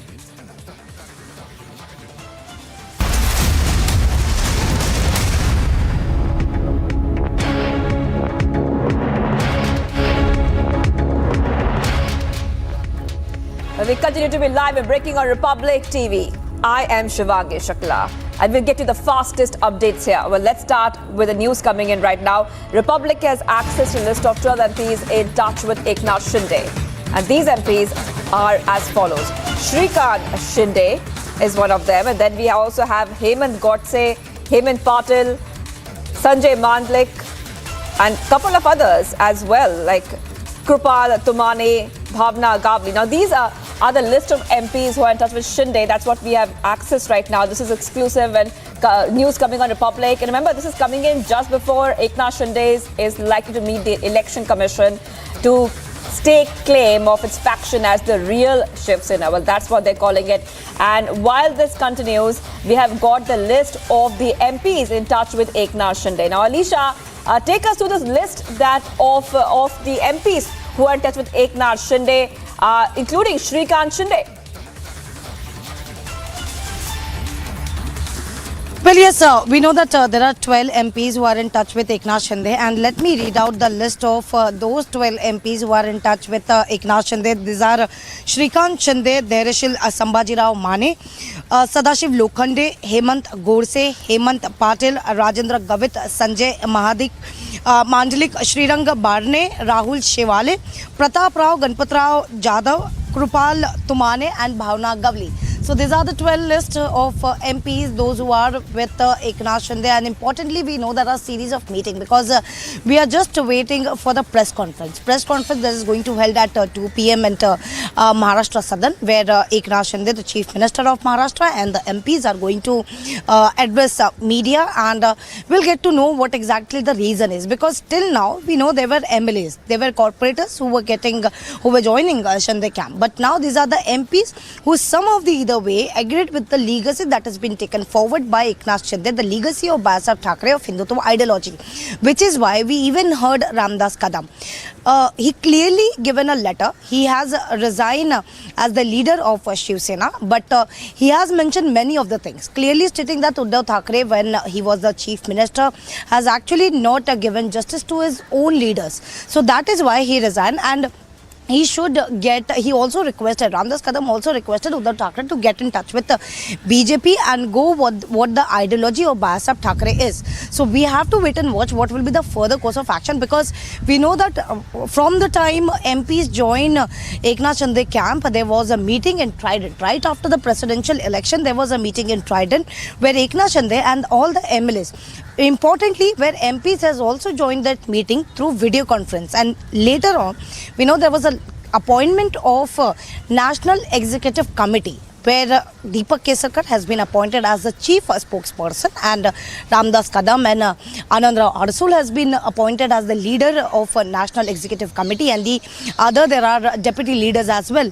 So after which Agnipath Shinde left for Delhi late night itself, and today where he is having a meeting with MPs as well. There are MP who already met him, and these are the list. And right after those 12 MPs who extended their support to Agnipath Shinde, the security has also been given to them.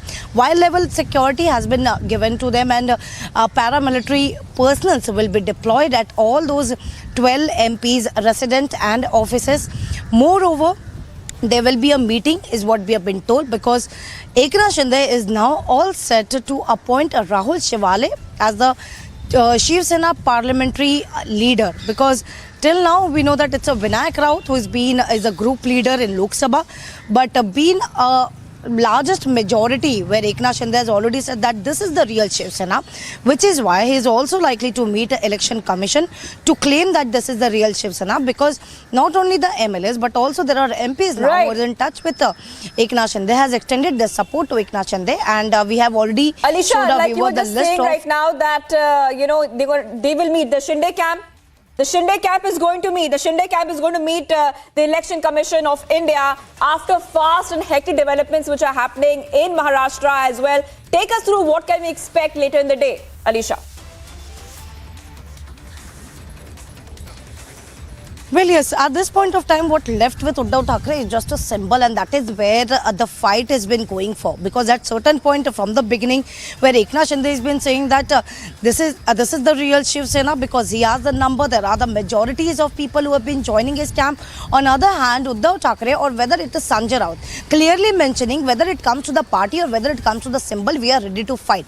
But now with appointing National Executive Committee, because Eknath Shinde not only newly appointed this national executive committee, but also has withdrawn the previous national executive committee that was made by and constituted by Uddhav Thackeray. So it is very important which is been appointed, and now that is where to be informed to the election commission, because this is where the letter will be given to election commission stating that this is the real Shiv Sena, which is where for the coming elections, whether it is local body elections or the 2024 election, right, the symbol will be with Eknath Shinde. Alisha, just hold on for a second, because Harsha is also joining us live. From the Maharashtra Southern. Thank you for joining us, Harsha. Give us a quick update on what can we expect from there.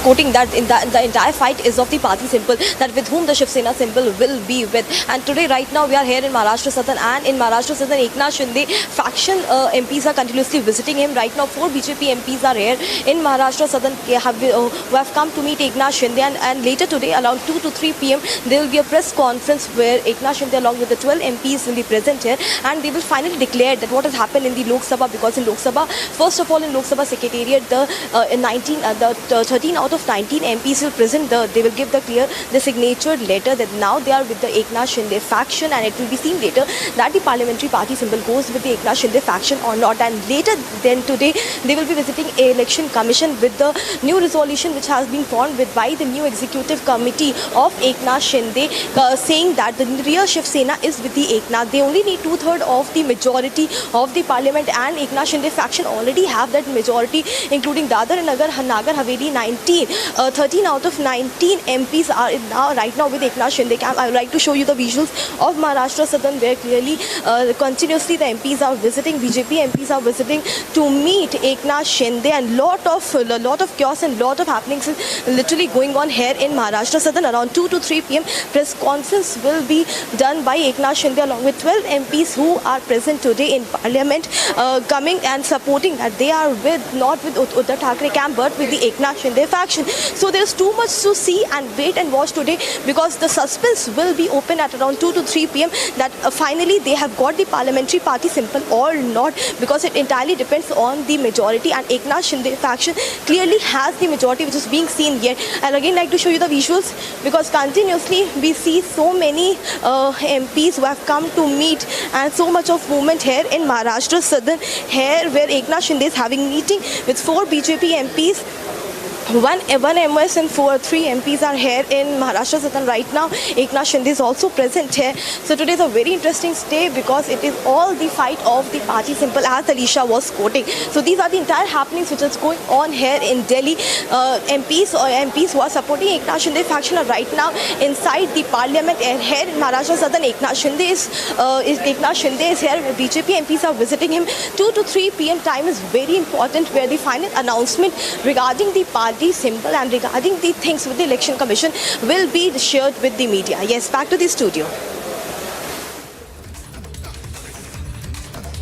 Harsha, so you're reporting there from Maharashtra Southern, and a lot of action will take place, like you're telling us, very soon. Now, a couple of developments have also happened, Alisha, like you were reporting earlier, that Uddhav Thackeray, actually Shinde has dismissed Uddhav Thackeray's executive committee and appointed his own new national executive committee of the Shiv Sena, elected a senior party MLA Deepak Kesarkar as a chief spokesperson, and also there's a new Yuva Sena chief which has been appointed, Alisha, which happened there in Maharashtra. Now, Harsha, I'm coming back to you, because you are there where all the action will take place.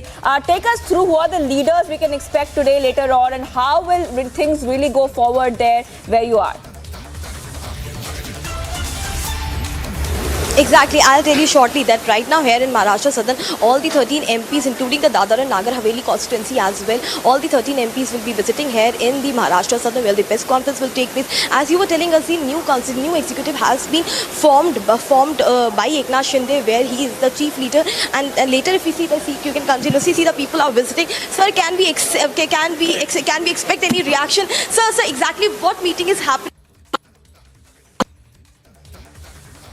So we are definitely seeing that right now. There's a lot of action, because ultimately exactly they are deciding and what exactly is to 3 p.m. what exactly they will share with them. There's a lot of action happening after the new executive has been formed by Agnipath. Just leaders both.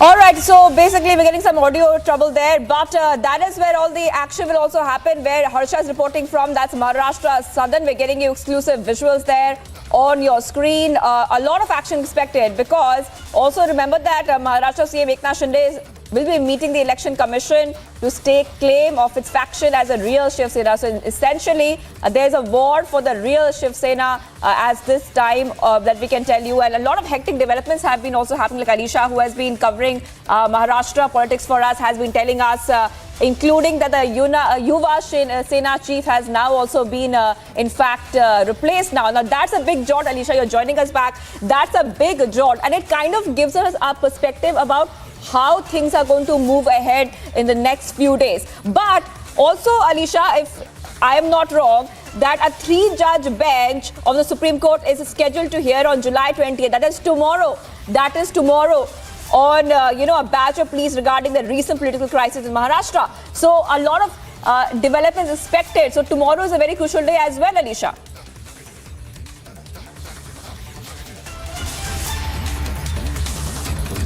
All right, I'm being joined by Shravan Sen. Also, Shravan, give us a perspective of what we can expect next. You're there, Shravan, joining us live.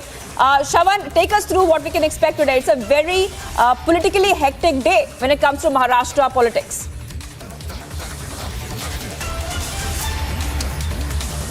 Well, I would say, Shivangi, this was certainly on the expected lines. For quite some time, it was well known that about 12 of the 18 parliamentarians of the Shiv Sena had basically moved towards the Eknath Shinde camp. It does appear that some of the senior leaders, like for instance Rahul Shivale, who's had a lot of experience in Mumbai, particularly in the Brihan Mumbai Municipal Corporation. He's been the standing committee member for a very long time. Rather, he's been the standing committee chairman for a very long time. For a person like him to basically shift gears and actually come towards the Eknath Shinde camp gives you a sense of what's really wrong with the leadership of Uddhav Thackeray at this stage. Let's not forget, there's been a massive revolt with regards to even the role that has been played by Aditya Thackeray himself, with Eknath Shinde replacing the Yuva Sena chief. Remember, Aditya Thackeray has basically started off his political career as the Yuva Sena chief. Many would say that this was simply a gift by his father, Uddhav Thackeray himself. But the fact of the matter here is that Eknath Shinde is now taking full control of the party. What really lies ahead? Whether at all there are going to be certain challenges, the challenges particularly in the apex court. Remember, those hearings are supposed to take place, but till the time a status quo is to be maintained. The last hearing that took place in the apex court, they had made it abundantly clear that no further decisions are to be taken, status quo is to be maintained. Till the time as the parliament session is basically underway, Shiv Sena's Eknath Shinde has now taken full control of it. With this, about 12 of the parliamentarians coming together, it has basically bolstered their position in the parliament itself. We're also getting in some more, let's just hear in one.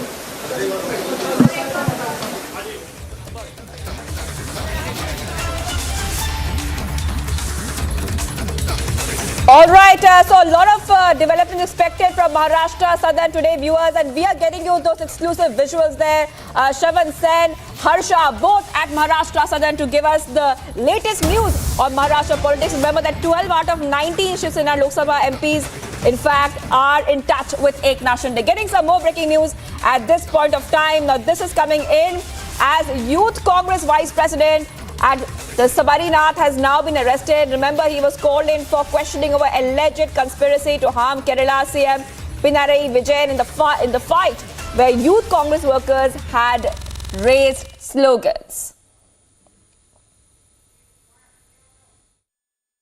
No, the protest against the Honourable Chief Minister has been happening on the gold smuggling issue has been happening for a long time. In fact, Youth Congress was the organisation that came to the forefront over the last 1.5 years for this particular incident. And Youth Congress has been conducting a series of protests, very non-violent protests against the Chief Minister. The Chief Minister rushed in his car at 100 kilometers per hour from Trivandrum to Kannur. He was protested.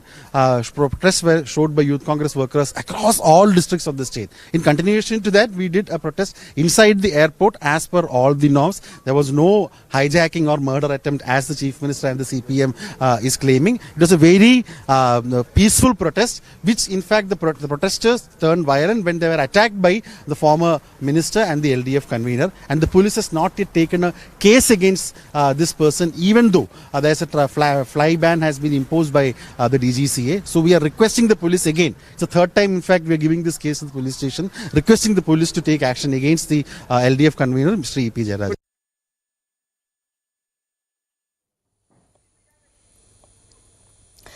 All right, Ashwin is joining me live right now. This is one of the biggest leads which are coming in. Now the Youth Congress Vice President has now been arrested, and he was called in for questioning over alleged conspiracy to harm Kerala CM Vijayan in the flight where Youth Congress workers had raised slogans. Ashwin, take us through what we can expect next now in this case. See, those are the visuals that has happened.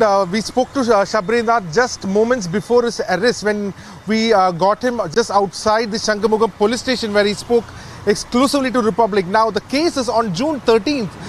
Two Youth Congress workers had raised slogans against Chief Minister during the time when there was a lot of allegations of Chief Minister's role in the Kerala gold smuggling case.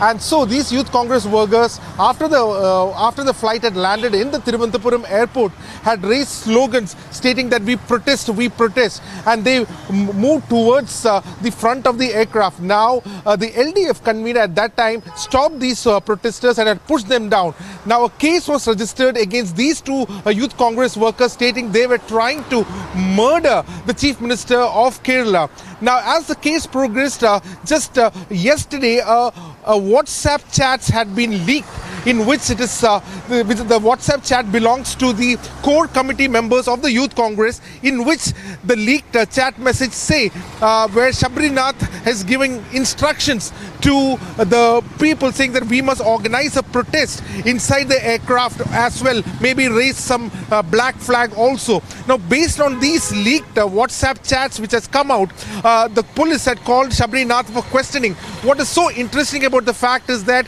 today the magistrate court had given an order to the Kerala police stating no arrest shall be made of Shabrinath till 11 o'clock. But breaking that, it seems now the arrest has been made by the ACP of Shangamugam in police station, and the Vice President of Youth Congress, Shabrinath, has been taken into custody. The arrest has been marked, and what the Congress is now alleging is that this is a fake arrest. There is no case registered against LDF convener E.P. Jayarajan, who has been prosecuted by the Indigo Airlines for and 3 weeks ban has been imposed against him. Yet not a single case has been filed against the LDF, but for conducting a protest, the Congress worker as well as the Vice President of the Youth Congress has been taken into custody. Now, this is the breaking update from Thiruvananthapuram. Back to you.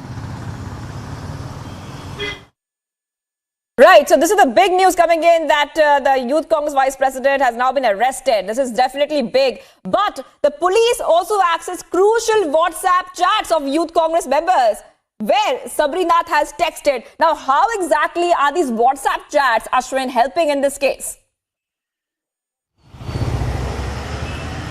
See, the WhatsApp chat belongs to the Youth Congress workers core committee members across the state. There are, as per reports, there are 109 members only where these are the key decision makers. So when this large-scale protest was conducted by the Youth Congress across the state, it seems that somebody within this group has leaked out this particular message which Shabrinath is said to have said that we must organize a protest inside the aircraft and maybe raise a black flag against Chief Minister Pinarayi Vijayan in the flight. Now, similar such conversation has been leaked. Now, the Congress, on the other hand, is also shocked that from within their highest realms, a leaked message has put their own Vice President of the Youth Congress in a jeopardy. Now, they are also probing independently who must have given this information. Remember, the WhatsApp chat group are the top members of the Youth Congress in the state, which essentially means that somebody within the Congress itself wanted trouble for their own Vice President. So it really looks like the Congress, from within the Congress, there are people who are trying to work against Shabrinath to ensure that he gets into trouble. That is one side of the case. But the other side of the case is that he has been arrested and the charges, he has been put as a co-accused, and the charges levied against him is the attempt of murder of Chief Minister Pinarayi Vijayan. These are grievous charges that has been leveled against him. Back to you. All right, hold on, Ashwin, hold on. I just want our viewers to have a look at the reaction which has come in. Let's hear it up.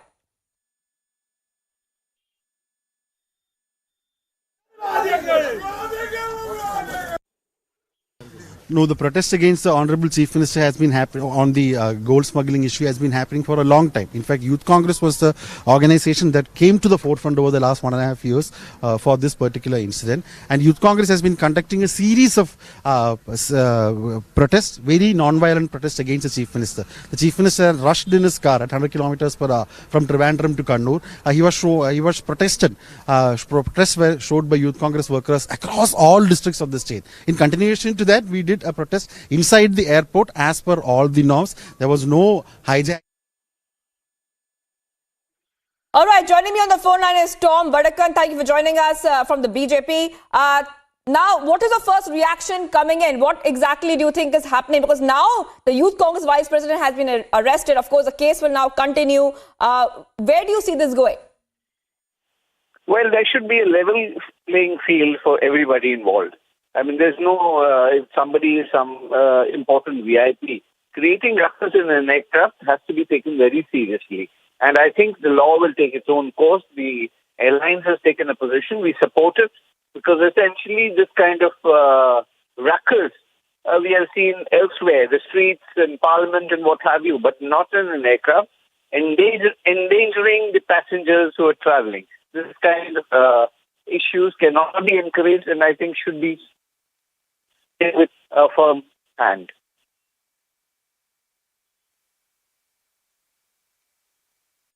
All right, Mr. Vadakan, also the Congress, of course, does not believe that the charges are correct as usual. What do you have to say about that?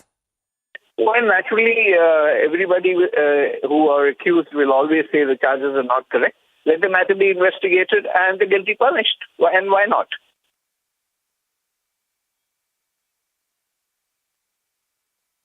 All right, thank you for joining us here on Republic TV. Tom Vadakan of the BJP joining us on this big story. Once Shabrinath had questioned CM Vijayan on board and now he has been held, he has been arrested. He's been arrested by Kerala cops. The visuals are to see on your screen. Now I want to go back to Ashwin, who's joining us live. Ashwin, take us to the details of what exactly happened on that flight when he had confronted and questioned the CM on board. In fact, a small scuffle had also happened back then. Take us through those details, how the case really emerged. On June 13th, Chief Minister Pinarayi Vijayan had boarded a Indigo flight from Kannur to Thiruvananthapuram. As soon as the flight landed in Thiruvananthapuram and then the doors of the flight was opened, people were deboarding the flight. It is at that time